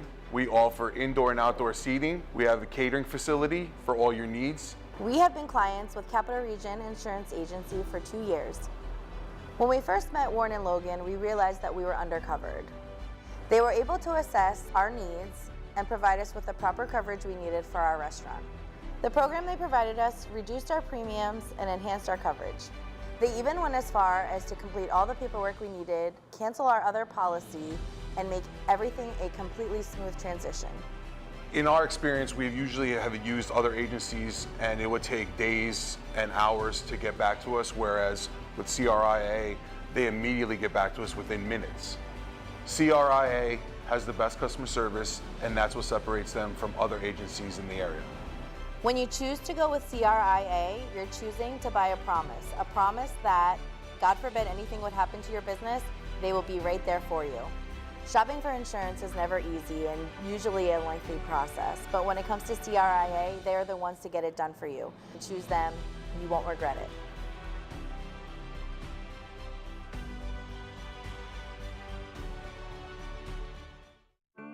At Capital Blue Cross, there are more yeses and fewer nos. Protecting your health and making it easier so you can spend time on what makes you smile. Helping our communities, your families, your businesses, big and small. We have you covered, going the extra mile. It's what we do. Capital Blue Cross, going the extra mile for you. If you're looking for a quality used vehicle at a great price, Hoffman has it. Hoffman Ford has the best pre-owned inventory, not to mention the best hometown buying experience in all of Harrisburg. With our market-driven pricing, you can be sure you're always getting the best deal. Plus, we'll give you top dollar for your trade. And you know who's got Harrisburg's best deals? Hoffman has it. Hoffman Ford, Colonial Park. Hoffman Ford, just what you're looking for. Hoffman has it. Groff Tractor is your full-line equipment dealer representing Case Construction and many other leading brands, serving the total sales, rentals, parts, and service needs of its customers. Groff Tractor, featuring Case Construction, paves the way for your project from start to finish. With 6 locations, Groff Tractor is always nearby your equipment needs. Groff Tractor also offers scheduled maintenance along with 24/7 emergency service. Groff Tractor is your #1 source for everything under construction. Do you want to answer that? Nah, I'd never with a kid in the car. It's okay. I'm not here.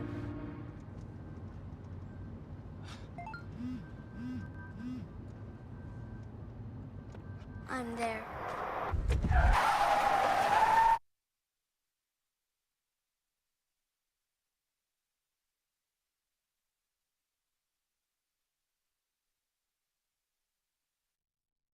So a while back, I thought to myself, I'm never going to own a home. I'm going to have to rent forever. I didn't have money for a down payment. I had no credit history, and I just got out of a divorce. But PHFA showed me that home ownership is possible. They offer me a low-interest mortgage and a way to manage the closing cost. To me, this is more than just my home. It's a huge accomplishment and a new chapter in my life, thanks to PHFA. The Jack Giambalvo family of dealerships. 9 great franchises in 4 locations. Buick GMC, Hyundai, Mazda, Stadler Dodge Chrysler Jeep Ram, Genesis of York, and Giambalvo Hyundai of Hanover. The Giambalvo family dealerships. Over 30 million in new and pre-owned inventory. With a reputation for quality service after the sale. Giambalvo is proud to serve your community. Find out why. The Jack Giambalvo family of dealerships. 4 great locations. Online at giambalvo.com.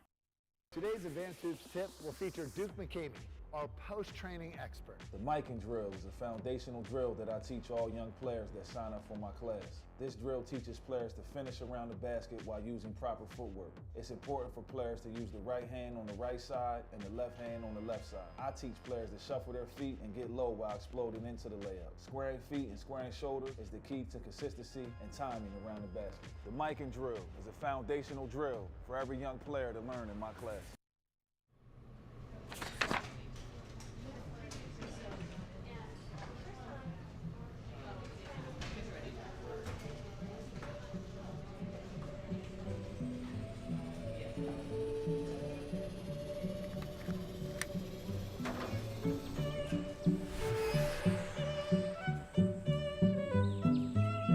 CCA field trips make learning come alive. Customer convenience and world-class service? Hoffman has it. Our staff is here to prove it, and our customer reviews say it all. Regardless of where you purchased, Hoffman can provide warranty repairs and routine maintenance. Enjoy our out-of-the-weather service drive, customer lounge, shuttle service, and valet return. You don't have to imagine great service. You can live it because Hoffman has it. Hoffman Ford, Colonial Park. Hoffman Ford, just what you're looking for. Hoffman has it. Welcome back to our Jack Giambalvo halftime report here at Milton Hershey High School, site of the Mid-Penn Championships tonight. Cedar Cliff already has 1 gold medal that they're going to be taking back to their trophy case over at Coltland. But now they're looking to try to get another one here tonight, but they lead at the half 27-24. Gary Sutton, Pat Flannery with you, Jeff Thompson. Pat, you know, you played a lot of grinder games and coached a lot of grinder games in Bucknell. This is one of those games that's a grinder game right now. Well, what will be interesting is, this sounds crazy, but whoever's going to take some better shots in this half is going to team that can prevail. The one thing I've been so impressed with is this Charlie Warner. For somebody I said before the game they weren't sure going to play, he's sure out there playing his tail off, and he's really a steady in presence. Well, you can never measure heart, can you? He's out there tonight playing. He's the guy that glues his team together. You know, when you look at this Shippensburg team, they are a mammoth. I mean, they really are brawn inside, and they really impose their will on you, especially in the offensive glass. We saw a lot of that in the first half, Jeff. Well, they have 3 kids that combined weigh over about 650 pounds, and they scored 20 points in the first half. I expect them to just assault the backboards in the second half. They have to win this game. Let's get a sense of the kind of game it was in the first half with our AT&T first half highlights. We'll take a look at those right now as we'll take us through here some of the plays that we saw that really made this first half an excellent one of basketball so far. So our AT&T first half highlights.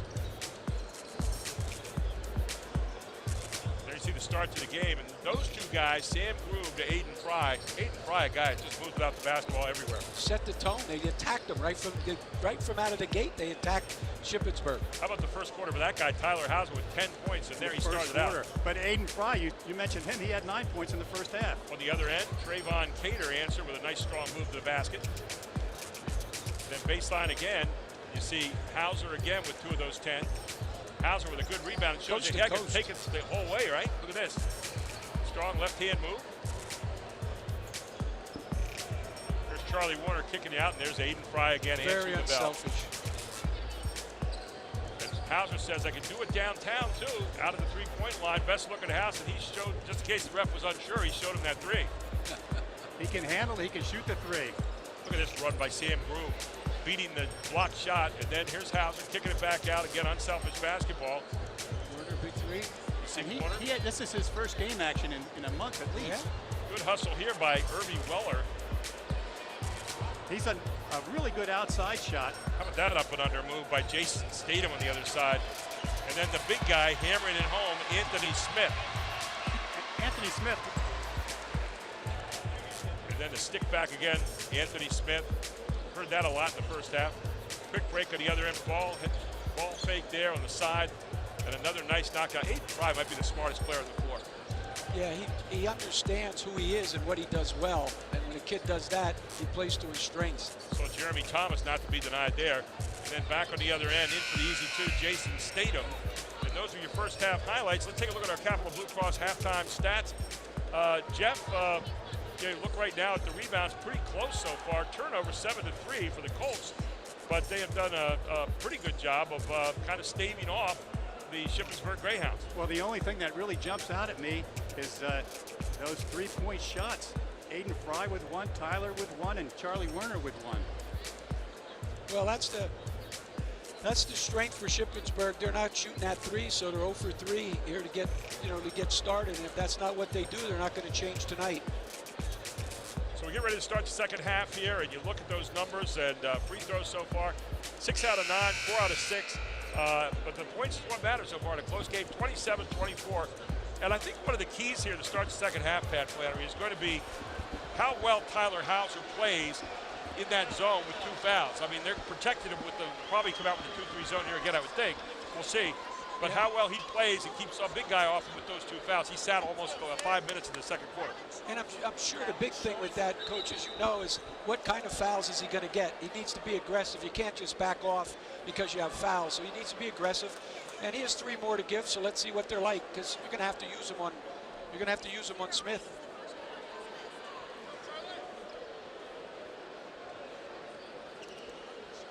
Checking the clock right now and the scoreboard and making sure that everything is right up there. I thought they were waiting for us for a second. So 27-24, we have it right. Starting out straight man-to-man for Shippensburg. So here's Charlie Warner to start the second half with the basketball for Cedar Cliff.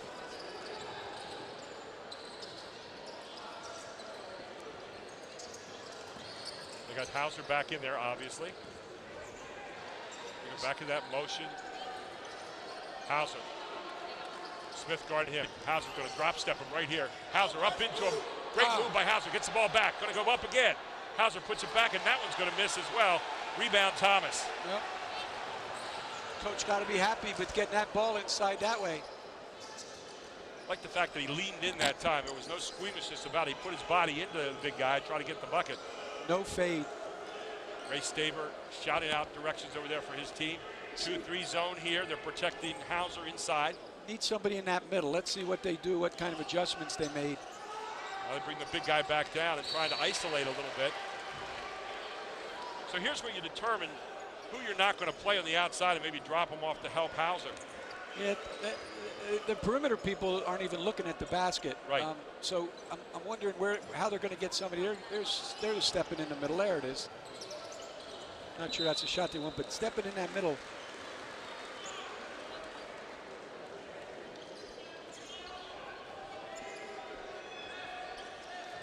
Ball back now for Cedar Cliff. I like this high post entry. It really brings them up high. Hauser shows it, and Hauser runs up. Maybe a little too quick on the shot. Hauser going up under again. Hauser gets a little too far into the basket that time, and the rebound coming out of there is Grayson Michalek. Guys, I'm not sure I saw a charge in either one of the games tonight. That's surprising. Dump off underneath. Fry doubles back. Got a free shot out here. Up, not going to go, and finally does, and it's going to be a 3 off the hands of Trayvon Cater. First 3 for Ship. And Cater with his first points of the night. That 3 ties it up. Here's Charlie Warner. Hauser off to Trenton Smith. Baseline to Groom. Little down screen there looking for Fry. They reset it. But they run a lot of nice stuff, don't they? Oh. And Hauser going up there and forcing the big guy into a foul. That's going to be the second foul now on Anthony Smith. So they're going right back inside against him. And he forced the official to make that call, too. Yeah, you really isolated down in there, and the official isolated right on that play. And to your point, they stayed with it till they got what they wanted. Did they get him inside? They went back and forth 3 times. Here's Hauser adding to his scoring already tonight. Now with 12 points in the game, Tyler Hauser. Got to get that ball up a little higher on those post looks. Yeah, I thought the last one was a little weaker than the other one down when he made the move a few minutes ago. That's 13 points in the game now for Tyler Hauser, ups the lead to 2 points again. This is a good one here tonight, ladies and gentlemen. 2-3 zone. So now they're starting to flash Grayson. And they're putting bodies on Smith the whole way across, even with their small guards. And now everybody converges down on him. But there you let open on the baseline then. Jeremy Thomas has got to pick your poison. Yeah. Well, that pace is to Cedar Cliff. They got to do something not to open up the floor. Jeremy Thomas with 7 points now in the ball game. Hauser has a drop step here again and comes up and underneath, and Hauser kind of a little half hook there.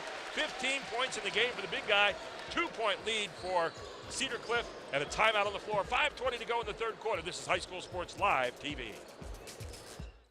The Jack Giambavo family of dealerships. 9 great franchises in 4 locations. Buick GMC, Hyundai, Mazda, Stadler Dodge Chrysler Jeep Ram, Genesis of York, and Giambavo Hyundai of Hanover. The Giambavo family dealerships. Over 30 million in new and pre-owned inventory. With a reputation for quality service after the sale. Giambavo is proud to serve your community. Find out why. The Jack Giambavo family of dealerships. 4 great locations. Online at giambavo.com. 31-29 with 25 seconds left in this timeout. Don't forget the Team PA AAU tryouts are coming this spring. Keep an eye out at teampahoops.com. And Advanced Hoops is offering a spring triple threat for kids 5 years old to high school level, a great alternative to AAU. Go to www.advancedhoops.com, and coming up at the end of the game is the Capital Blue Cross post-game show and the Hoppin' Ford Player of the Game and the Capital Region Insurance Agency Play of the Game. Gary Sutton with you. Pat Flannery, head coach at Bucknell for 14 years, a national championship coach at Lebanon Valley College. Man, oh day, some pretty good memories there, Coach. On the hardwood, nothing like it. Nothing like it. Beating Kansas and Arkansas in March Madness. Yeah, I'll keep those. Yeah, hang around I'm not giving them back. That kind of intensity on the floor here tonight, right? A few less fans maybe, but I'll tell you what, no less intensity. They're getting after it. They're looking for Smith here on this move. We're playing for championships here, guys. Yep. Can't beat February and March, can you? Nah. Time of the year. Cedar Cliff is trying to say right now, you're going to beat us, you beat us outside. And Thomas says, well, I'm going to try to take you inside, but not the strongest shot coming down the lane. Little running one-hander. Probably got it off ESPN highlight. So how about a little man-to-man here on the other end is Hauser and Smith both have 2 fouls apiece. That's the premier matchup on the floor so far. They got to frustrate Shippensburg by moving the ball. Here's Hauser, right back. Cedar Cliff does not take bad shots. And there's Grube finding a way to take a good shot and getting it on home, and Grube in there for 2. Again, good patience. Sam Grube with 4 points in the ball game tonight. Back to the 2-3. 4:15 to go here in the third. Back up to a 4-point lead now for the Colts. Jump shot baseline. You'll take that all night long if you're Cedar Cliff. Out ahead is Fry, and Fry up and in, and another quick play by Fry, who seems to always be the guy running without the basketball. He's got 11 points in the game. Great breakout off of a tough shot. And you get a timeout from Ray Staver. We'll take one as well. 3:49 to go in the third. Back up to a 6-point lead for Cedar Cliff. And it's all happening here on High School Sports Live TV on ABC 27.3. So a while back, I thought to myself, I'm never going to own a home. I'm going to have to rent forever. I didn't have money for a down payment. I had no credit history, and I just got out of a divorce. But PHFA showed me that home ownership is possible. They offer me a low-interest mortgage and a way to manage the closing cost. To me, this is more than just my home. It's a huge accomplishment and a new chapter in my life, thanks to PHFA. And I think that timeout, guys, might have been about shot selection. Jeff, what do you think? Well, I think they were, Coach Staver was a little disappointed in Anthony's last shot. He probably wants him to get inside and get back to work. You think you want to get some touches for Smith, too, just about every possession of the half court, wouldn't you? This time a skip pass. Back to the outside it goes. And this time they throw it over top of the zone, and Trayvon Cater buries the 3. Got to be happy with Cater hitting 2 threes. That will certainly stretch you. Here's a little 1-3-1 trap at half court again. Our Coach Staver's specialty. Aiden Fry pulls up, and man, He had the free three. He might have been happy to take that instead of where he went because he got blocked. There's Hauser, tipped out by Smith. Smith going hard to the basket, and I'll tell you what, they were trying to get the foul before he went up. I think they're going to give him the 2 points. He ran right through that foul. He took him to the basket. He might have dumped the opponent. And he gets the points, does Smith. Anthony Smith, 2 more to add to his total. 10 points in the game. He goes to the line now to try to finish off. Take a look at this. He's very agile, isn't he? Remember that past 40 seconds we just saw, guys. And he misses the shot here, does Smith. 35-34, still a 1-point lead for Cedar Cliff. They're using that 1-3-1. You talk about those long bodies out there. That can make that 1-3-1 look awfully wide. Yeah, it's hard to throw those skip passes when they're that long. You know what else the 1-3-1 does? It's kind of like the 2-2-1. If you're impatient at all, you get beat like that. There's Hauser, though, picking up the trash and putting it away, and Hauser says, I'm right here. Hung in there. I'd like to diagram that play. I think Cedar Cliff would like to diagram that one, too. They'd like more of that. There's your pull-up. Nice, smooth stroke that time off Jaden Stadem. What a crossover. Yeah. 9 points for Stadem now in the game. He kind of disappeared for a while, and yet he chips in whenever they need him. How about Smith out there playing out in the lanes against the big guy Hauser? You got to be playing perimeter defense with the best of them. These kids can all play in the perimeter. Charlie Warner just keeps distributing, probing for the right shot. Got to keep cutting hard. Hauser looking. Nah. Nobody going to take a bad shot here. 1:59 to go in the quarter. Here's Charlie. Then Trenton Smith. Trenton Smith trying to find a way to get up. Gets it jammed by Smith. What a great pass. Beautiful pass. Coming off the side that time by Thomas. And finishing off is McCulloch. Ran the floor there with his head up, seeing the whole floor. And the first time tonight, a lead here by Shippensburg. 38-37, first lead in the game here at the 131 mark. Got to keep cutting hard. They're letting him stand. Cedar Cliff right now, your answer is going to be a great possession. Warner, hard move to the basket. Warner trying to scoop it up underneath. And he hurt his shoulder again, did Stadem. You can see it, his shoulder went down, and he said, I'm okay. But his shoulder went out. They're going to have to put it back in place there again. I believe it's his labrum. He's got a torn labrum, and he'll pop it out and come right back in. That's amazing. You saw him put it down. You saw him look over the bed and said, okay, I'm going to need a little help here. So the trainer over there putting it back up on his shoulder. Should be a timeout, though. Yeah, strapping it in. And that's exactly what they're going to call a timeout. 38-37, Shippensburg leads it now. 1:09 to go in the third, and we're going to stay right here because it's a very short timeout, and we have it back in play here. Largest lead in the game is at 20-9 at 2:10 in the second quarter. This is the first lead now for Shippensburg, and they have come back. New man into the game here is Spencer Eddy. There's Smith, kicks it wide. That guy's had a hot hand from three-point landing. Looks again, he's going to take one more, and he says, I think I can make it again, and he does. That's three. There's your outside shooter. And widens that zone out in a hurry, doesn't he, when he makes those shots? 3 big ones. 42 seconds to go to the third quarter. 41-37, largest lead of the night now for Shippensburg. And Charlie Warner is jammed, but the ball belongs to Cedar Cliff. Charlie's missing a little bit of the spring he had earlier in the season, but boy, is he a competitor. Great word. There's Ty Sabercool over there on the side, exhorting his troops. And there's Smith up, can't get it to go. Hustled by Hauser, Smith on him. Hauser back out. 28 seconds to go in the third quarter. Hauser and Smith are getting to know each other pretty well, aren't they? A lot of respect. Charlie Warner, good screen by Hauser. Nothing home right now. Good defense here by Shippensburg. 14 seconds to go. Got to start the move right now at 10 seconds. Here goes Warner. Warner down the lane. Dishes it back out. Groove's got it.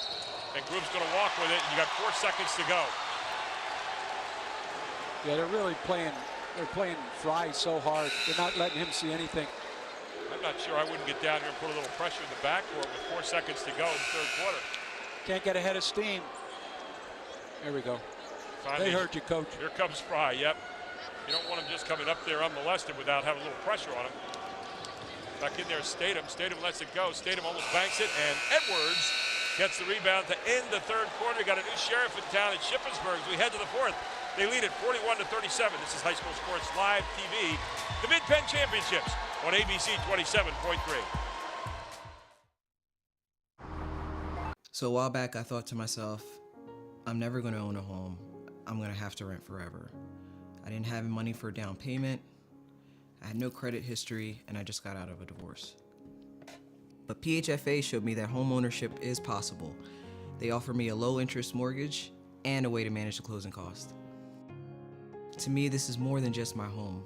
It's a huge accomplishment and a new chapter in my life, thanks to PHFA.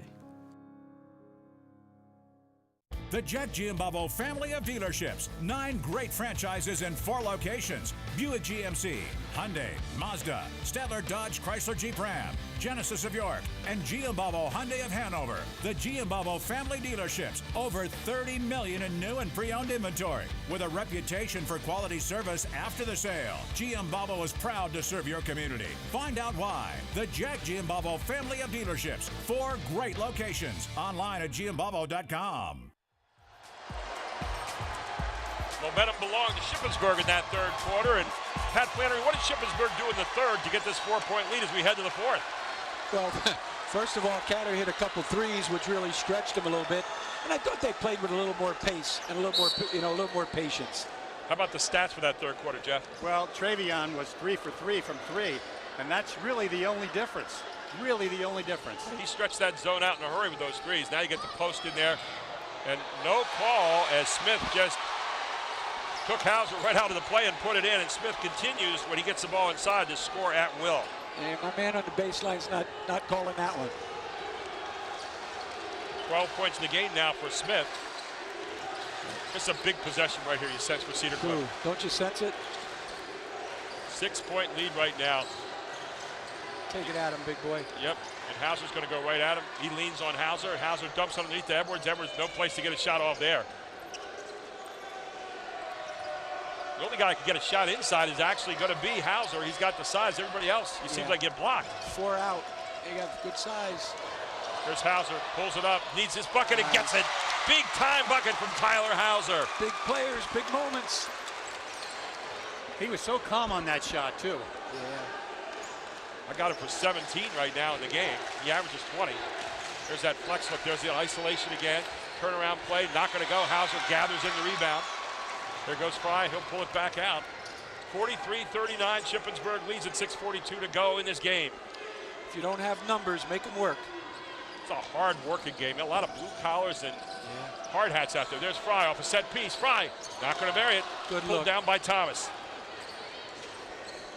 Yeah, they got the shot they wanted. Yeah, they went underneath the zone. He stepped back. Great read, great delivery. Stadem, even with a bad arm right now, looks so strong with the basketball out there, doesn't he? Yeah. I think that a point guard, it looks like that. Yep. Inside it goes. Good position on defense by Groove. Thomas up strong. It's going to be a charge. There we got one. How about, and who was it? Aiden Fry taking the charge again. Just standing in there. That's a tough little guy. Boy, you like to play Aiden Fry, don't you? I mean, he moves without the basketball. He plays defense. He takes timely shots. And there, watch him come across. Weak side, he says, I'm going to take it on the big guy. And he did. He just took 240 pounds. First turnover this half for Shippensburg. How about that? And only 3 in the first half. A very well played game. Well coached game. I love the fact Smith's out there denying Hauser out on the wing, outside playing perimeter defense. You can't get too deep on him. He's just so strong. Charlie Warner, look at that handoff. And then who is it? Fry again. Moving without the basketball, but give credit to Charlie Warner with another great dish. 13 points now for Fry. 2 in your heart for Charlie Warner right there. Yeah, great look, great unself. Aiden stepping up to the plate. Well, he has for them all year. Ball loose on the floor, and there's the big guy going up, and the big guy goes in strong again. When he gets the ball, it's like putting clamps around it. Yeah, and that was Fry that knocked that loose. They just couldn't pick it up. Well, they used to call those garbage points, but I think it's hard-working points. 14 points now for Smith. 4-point lead for Shippensburg. Hauser looks at the 3, lets it go. Not a good shot. Kind of thought twice about it. This was a much better shot. That's called high percentage, ladies and gentlemen. 19 points for Tyler Hauser. A great dish. They really stayed with the play, stayed after it. Look at that battle inside. Hauser winning that battle as well against Smith. Down the court it comes. Trenton Edwards going in for the tie, and he ties it up. Hauser with a big time play right there. Trenton Smith with his first deuce of the night. We got a tie, 4:35 to go in the Mid-Penn Championship. Timeout, Shippensburg. We'll take a break. We'll come right back. This is the Mid-Penn Championship on High School Sports Live TV on ABC 27.3. At Capital Blue Cross, there are more yeses and fewer nos. Protecting your health and making it easier so you can spend time on what makes you smile. Helping our communities, your families, your businesses, big and small. We have you covered, going the extra mile. It's what we do. Capital Blue Cross, going the extra mile for you.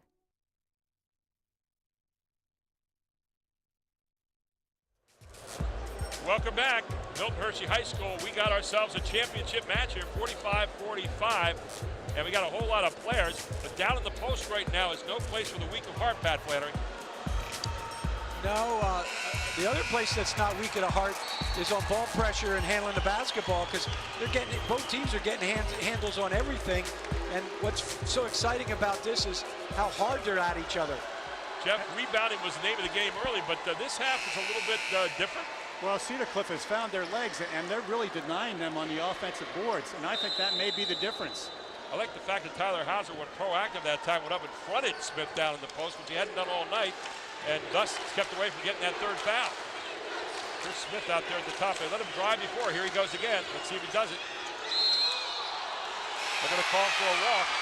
That worked in the first time. He went one-on-one and Hauser and scored. This time, a little unsure when he got down there. The only time he turns his back to the basket, people are coming at him from both wings, as they should be. That was a pretty good spin move. I thought so. Just such a big lad. Here's Warner trying to get the lead back for his team. Looking for a backdoor for Hauser, and Hauser started it. Call a foul. And they called a foul away from the ball. That's going to be the third one on Smith. That's a big foul. Yeah.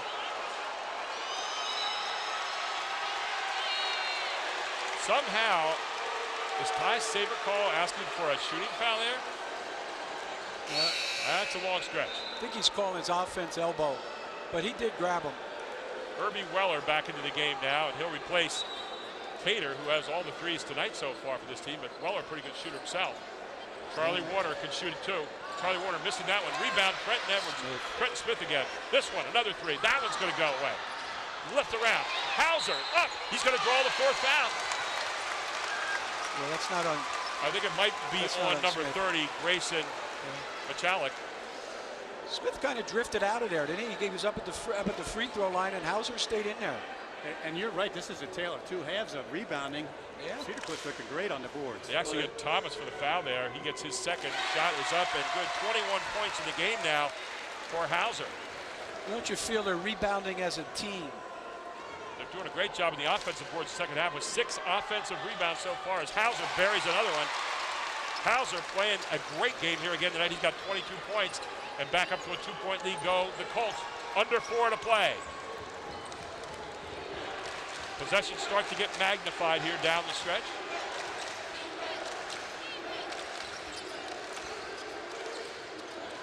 Thomas, nice dump by Thomas into Smith, and Smith with an easy bucket, but Thomas gets credit on that play for a wonderful pass. Good eyes. 15 points now in the game for Thomas. Cedar Cliff spreads it out a little bit. Aiden Fry. Aiden Fry says, I'll go to the rack. Hauser again, trying to get it. He can't get this one. Taken out of there by Irby Weller. Oh, that almost should have been a walk, maybe. There's Thomas, can't get it. Thomas taps it. Back up again, missed again by Shippensburg. They had 3 chances and couldn't get it home. And the ball goes back over to the Colts. And they dodged 3 bullets that time. Oh, yeah, Thomas, a really quick jumper. Irby was point blank for that tip in. You have to put so much body on Thomas and Smith that there's going to be people open. And a timeout for Ty Sabercall. We have a tie score, 3:03 left in the Mid-Penn Championship. We'll be back with more on High School Sports Live TV on ABC 27.3. Today's Advanced Hoops tip will feature Duke McCamey, our post-training expert. The miking drill is a foundational drill that I teach all young players that sign up for my class. This drill teaches players to finish around the basket while using proper footwork. It's important for players to use the right hand on the right side and the left hand on the left side. I teach players to shuffle their feet and get low while exploding into the layup. Squaring feet and squaring shoulders is the key to consistency and timing around the basket. The miking drill is a foundational drill for every young player to learn in my class. And welcome back to Milton Hershey High School, 47-47. What do they talk about in the huddles right now, Pat Flannery? Well, it's such a time you prepare for. So I really believe that watching them play tonight and what coach has done for Cedar Cliff, they're going to come out and try to run one of those zipper cuts and try to get their three. Hauser has to get touches, but that's what they're going to run. At the other end of the floor, I mean, they've had a couple point blanks. They just got to keep going on the boards. But I really like this Thomas. He's the guy that they go to. He's really the guy that they go to. He makes a lot happen. He made a couple of really fine passes inside for Smith. Yeah, Thomas is a really good passer. You don't realize that, you know, a guy covers a lot of territory in a hurry. So the ball belongs to Cedar Cliff. 3 minutes to play. They're going to put a lot of value on this shot, you got to think. There it is, backdoor, set piece. Oh, they had it. They had an alley-oop to Trenton Smith. Aiden Fry goes back up. He misses it. Yanked down out of there by Irby Weller. Wow. Yeah, just come down and go up with that. Good look. Play on. Play on. Boy, that was a set piece, and they got exactly what they want, a little alley-oop to a guy you'd least suspect getting it. Little curl on the backside. Oh, you're going to post up Thomas. Look at Thomas, strong. And Thomas going to draw the foul. Nice isolation piece that time for Ray Staver. They ran Smith through and then isolated Thomas on the other side on the block. A little ducking. Boy, Smith, though, back screen lob. Just catch that ball and finish. What It's a great hard to call guard out both of those big guys. What a great call out of the timeout there. So here's Thomas at the line. 1 out of 1 so far tonight, and got a nice stroke there and puts it home. We talked about it during the season a lot, Pat. You find out a lot about your free throw shooters when they shoot inside the last 3-4 minutes of the game when the game's on the line. You know, I don't know many people that chart that other than certain places, but that's huge. Second one up, look at that stroke. That is a sweet stroke there. He's got 9 points on the evening, but his value's been far greater than that. Yeah. Cedar Cliff down by 2, 2:30 to go. They need a big bucket here. There's Aiden Fry again, back to Werner. They'll recycle it again. Charlie Warner finds a lane to the basket, gets stopped there. Back out it comes. Trenton Smith has it. Back to Groom. Look at him covering Warner right now. Trying to take him out of the game. Warner, pick that Groove. Baseline. What a great job by Groove coming along baseline, moving out the basketball. Groove now with 6 points in the game. Tied up again. Tough move. Rebound Cedar Cliff. 1:53 to go. Under 2 minutes to play. Cedar Cliff now with their turn. Groove really played well the other night when the other two guys were out. I really thought he came of age. Tonight he's playing more of his natural position. Yeah. He had to play a lot of point guard the other night. Tonight he did. He's back as kind of a, the guy that let Warner handle the basketball. Timeout, Ty Sabercool, 1:36 to go. We'll take a break. 49-49. Don't you leave that dial right now. Stay home because we got a championship being decided down the stretch on High School Sports Live TV on ABC 27.3. If you're looking for a quality used vehicle at a great price, Hoffman has it. Hoffman Ford has the best pre-owned inventory, not to mention the best hometown buying experience in all of Harrisburg. With our market-driven pricing, you can be sure you're always getting the best deal. Plus, we'll give you top dollar for your trade. And you know who's got Harrisburg's best deals. Hoffman has it. Hoffman Ford, Colonial Park. Hoffman Ford, just what you're looking for. Hoffman has it. Pat Flannery, you're not Ty Sabercool, but if you're calling a play right here, who's going to touch the basketball in this key situation? Well, you got to go to your horse, and in this case, Hauser, as they're going to get him, how are they going to get him the ball, I think. It's not a matter of when, it's how are they going to get him the basketball. They'll lift him on the elbow here. Here's the 1-3-1 coming out of the timeout for Ray Staver. Change defense. Good move by both coaches here. Now you got to get a 2-1-2 look here, maybe. And now they can hold the ball if they want to. So exactly. You're not a man-to-man. They could go last shot if they want to against this. They're really trapping pretty hard a couple quarters. Might leave a man wide open here. Like that guy. How about Trent Smith? Smith says, give me a shot at it, coach. I'll split that seam. So I may have missed the last one, but I got that one. 51-49, 103 to go in this one. Now Shippensburg has the pressure back on their offense. And who do you go to here? How about the big guy maybe, or how about Thomas? That's going to be a foul against Cedar Cliff. Only the 5th team, or maybe the 3rd team foul against them. Everything's played off of Thomas with them. They've been doing this for 3 minutes now. Jeremy Thomas touches his hands every half-court possession. Now look, they got that little stack they got going on here. Watch what they do. Oh, he's standing there. Thomas underneath. They jammed him again. And he's going to miss again. Does Hauser get it? Hauser's on the floor. Hauser's got it. Foul call from behind. It's going to be on Thomas.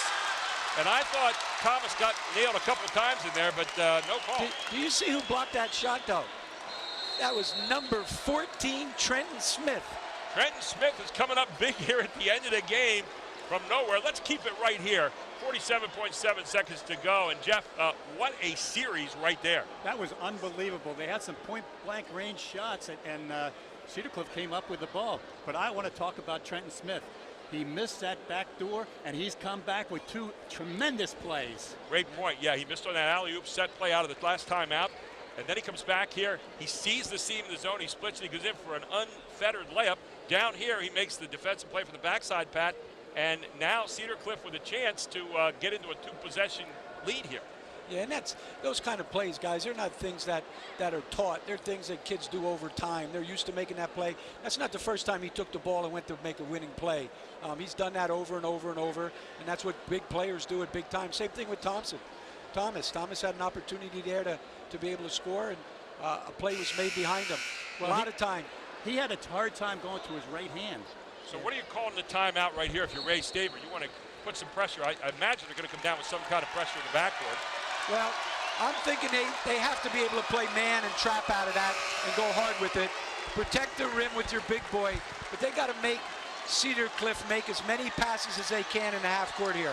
Cedar Cliff's lining up here to break the press. You got your big man in the middle who usually is the pressure release there. Now Smith is staying back right now, at least for the moment. And as we get a little later, it looks like Cedar Cliff obviously has a whole lot of kids that can shoot the ball on the floor for free throws. There you go, get it into Smith's hands. Smith's going to get trapped right here, gets fouled again. Can't hold it that long. But that's going to be on Thomas. And for Thomas, that's foul number 3, or is it 4? Foul number 4 for Thomas now, so he can't foul anymore. You don't want him out of there. For Cedar Cliff, you want to see them attack and try to score out of this. Yeah, you can't hold the basketball here. There's Fry. You got a whole lot of good shooters out there right now. But again, you still... He's calling the foul. And there's the foul. And the guy they chose to foul right here is going to be Charlie Warner. And when you look at Warner on the season for free throws, how about 77.5%? It's a pretty good number. Take your chance with those percentages stepping in there right now. First time to the line tonight for him. How many of these games you see here now, depending on makes or miss, is decided on offensive rebounds. So you got to box out if you're Shippensburg. There's a big one right there for Charlie Warner. What a difference maker he's been back in the lineup tonight for this team. Just looks so calm.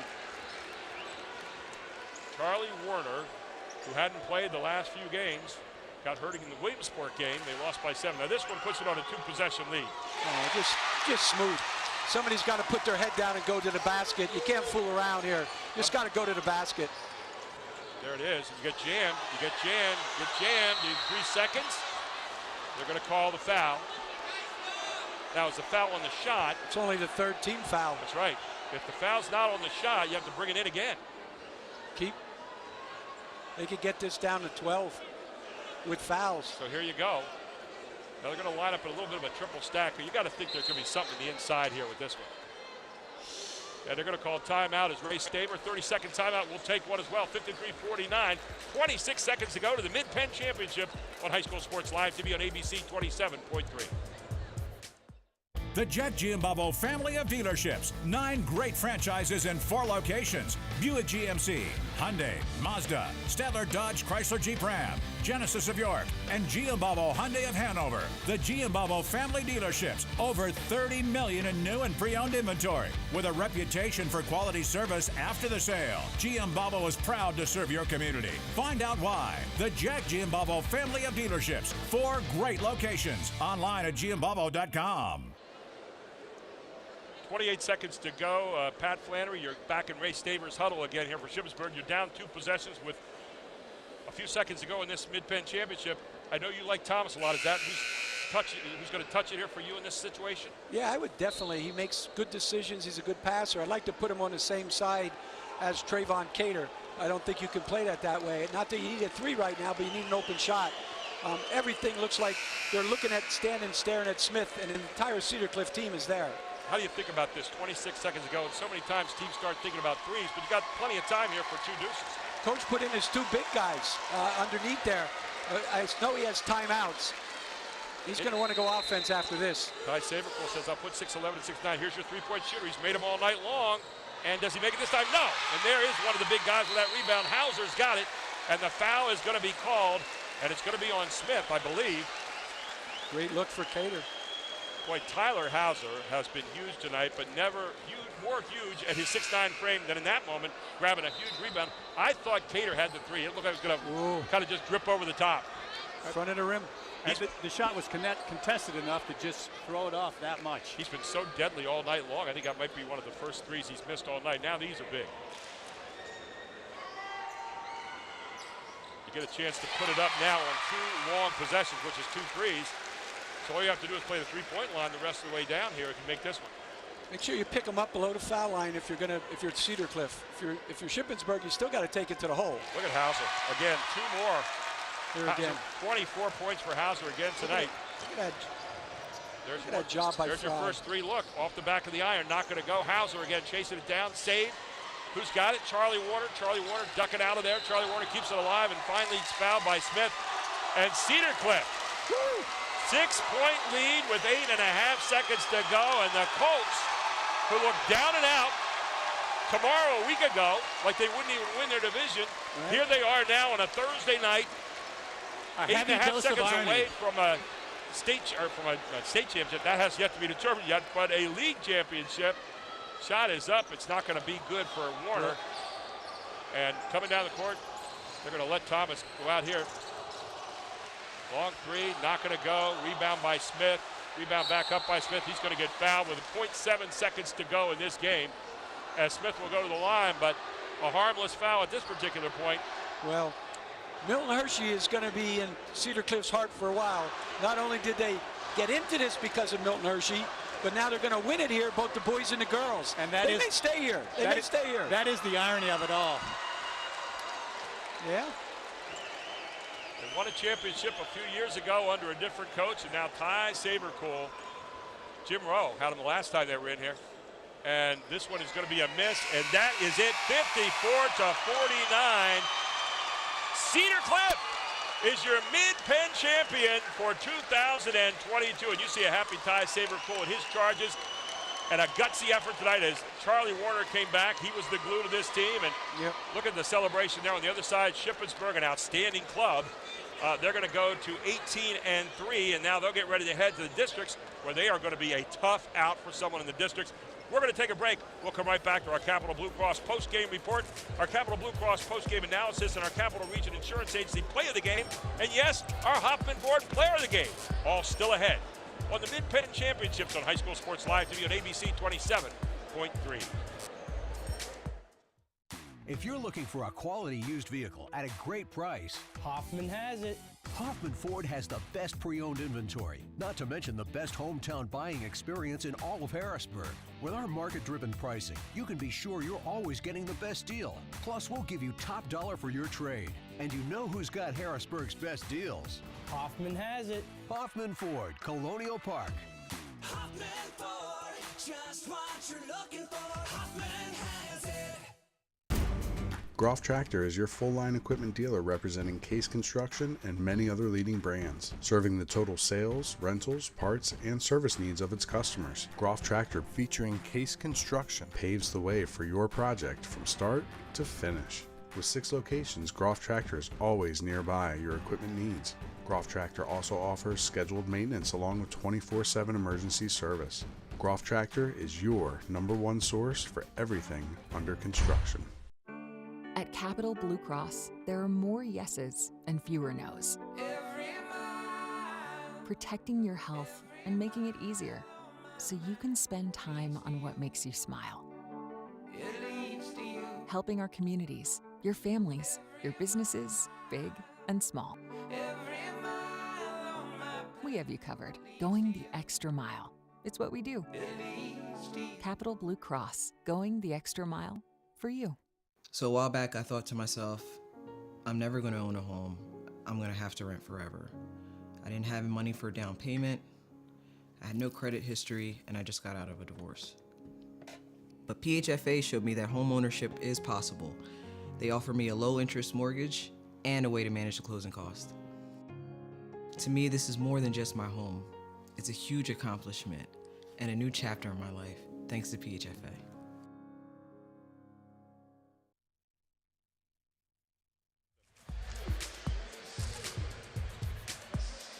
And welcome back to our Capital Blue Cross post-game report. And our first up, our analysis has Shippensburg getting their silver medals right now. That was not what they came here to play for tonight. But you know, when you play in a championship game, someone's going to win, someone's going to lose, my dad always told me. But they gave a winning effort here tonight. Pat Flannery, a real war here. It looked like Shippensburg kind of got it under control. There was a 6-point lead, but Cedar Cliff never said die. No, they really didn't. I know we're going to talk about the big fellas for Cedar Cliff, but can't get off the air without talking about Werner Smith and Grove. I mean, they just knew how to play. They were patient all night. They got the ball to the right people, and they fought so hard on the boards that I know the big guys bring them down, but I got to give them a lot of credit. And how about Aiden Fry in there, too, chipping in 13 points and doing all the unmentionables. Add him to that small group that you talked about, and they did a great job. Trenton Smith at the end, maybe the hero, finding that seam in the 1-3-1 zone, and then making the great defensive play on the other end. And they ended the game in style here, Jeff. They sure did. A 10-2 run to end the game. That's called a finisher. Mariano Rivera. There you go. And you take a look right here, coming down with getting the medals. Ty Saberco with a big smile on his face. He's worked hard with his club over the last 6 years, and what a great effort here tonight. Well coached. Well, thanks so much for picking me up on the turnover, but you're right. I mentioned those 3 and Fry. Those 4 kids on the outside were dynamite, and boy, did Hauser come to play. He's been impressive. He was real impressive tonight. You know, I want to mention that because they had 3 or 4 kids with injuries, and those other kids stepped up at that time, and they just kept stepping up. Got experience. There you see a coach who put together a team over the last week, and I got to tell you, a lot of people had them down and out. We walked out last week, and they had to have Milton Hershey, as you said, beat Palmyra for them to get into this championship. They win the other night. In a close one, and then they come in here tonight and beat this one out at 55-49 over a very, very good Shippensburg team who's going to maybe have a lot more games to play during the District 3 playoffs, as will hopefully Cedar Cliff going into District 3 playoffs with their whole contingent back now and operating on all cylinders. You talked tonight about the effort this evening. Let's take a look right now at our Capital Region Insurance Agency play of the game tonight. There were a lot of big-time plays out here, and I'm not sure what Chad Edwards has dialed up for us, but let's take a look right now. How about this? Hauser coming right down the lane for that high percentage shot. After missing a shot, they got it back. He came right down the lane without the basketball, and that's what you call an apostrophe, an exclamation point, and a period at the end of the sentence. Well, the very next play, he stole the ball defensively, too. That gave him the confidence to play good defense down at the other end. Well, you might not have kept this secret the best one here tonight, but the Hoffman Ford player of the game here this evening with 24 points. Yeah, the big guy sat on the bench for a while there in the first half, but man, did he make it pay in the second half. 24 points. Tyler Hauser in his senior year coming out here tonight. Let's take a look at his body of work. Whole lot of different ways too, guys. A little short jumper, he hit the 3. He did a yeoman's work on the road, and there he is taking it coast to coast for a layup. You can't do more than that. He battled inside too. He looked D1 out there. I love the way he played tonight. He was physical, going up against maybe the most physical guy he'll face all year long. Mr. Smith, and then another one downtown, and he helped the ref with that three-point call, didn't he? Well, they did something there at halftime because as soon as they came out, they went to him, and I think Coach said, hey, listen, we're going to get on your back, and that set the tone for the second half, I think. And I thought Tyler Hauser sitting him out there at the end of the first half for those last 4 or 5 minutes and buying time and still walking in with the lead at halftime was a really smart coaching move on his part. Well, let's shout out to his younger brother who had his back in the end of the first half, and he played very, very well to end that half. Well, let's give a shout out to Ty Sabercool, who switched to that zone there at the end of the half to guard his team a little bit. They didn't have Hauser in there, and they didn't suffer because of the zone. In fact, they thrived on it for a little while there and kept that lead. Final thoughts on tonight's championship, Pat? Well, I thought, again, you talked about Coach, and that's where I always start. And he kept them off balance all night. He came out of some timeouts, threw a zone when they were man. All of a sudden, you got Shippensburg looking to the bench to what we're going to get in. So I'll give them all the credit, and the kids executed. What a great win for Cedar Cliff across the whole school tonight with the guys and the gals. Well, now we're going to be one partner short tomorrow night because we have tomorrow night the York Boys Championship in the York Area League down at the York School of Technology. And our one partner here, we're going to feel naked without you, Jeff. You're going on vacation tonight, but you're going to be watching somewhere on TV, we hope, tomorrow, right? I'm going to be watching in Georgia on TV, you two guys, because I'll wish I was here. That was so much fun tonight. That was just one fine basketball game, and I have to give credit to both teams. It was a lot of fun. And we're going to be missing Jim Gallagher tomorrow night as well. Good grief. I mean, we're missing half of our team here. I don't know how we're going to go on here, Pat. That's the one I'm missing is Jim. Yeah, Jim's. We got a lot of love for Jeff, too. Hey, thanks to Jim tonight. Great job on the stats all season long. Thanks to Jeff. Wonderful commentary tonight. Really appreciate it. Thanks to TJ and Chad and Josh and the whole camera crew out there tonight for Invicta. They bring you these pictures all season long. We are so fortunate to be able to have such a great crew. And thanks to Charlie Fortney for making this all happen. To Brandy Trossel for gathering up a lot of the information and sending it to us. We had a wonderful time bringing this championship tonight. And again, your final score, 55-49. There are 2 gold medals going back to New Cumberland to Colt Heaven. And that's where it is tonight. It's Heaven in Coltland, where Cedar Cliff has won both the golds here tonight, and they're going back home a happy bunch. Thanks for joining us tonight, everyone. We'll see you again tomorrow night for the York Boys Championship, all here on High School Sports Live TV on ABC 27.3. I'm Gary Sutton. Have a great evening.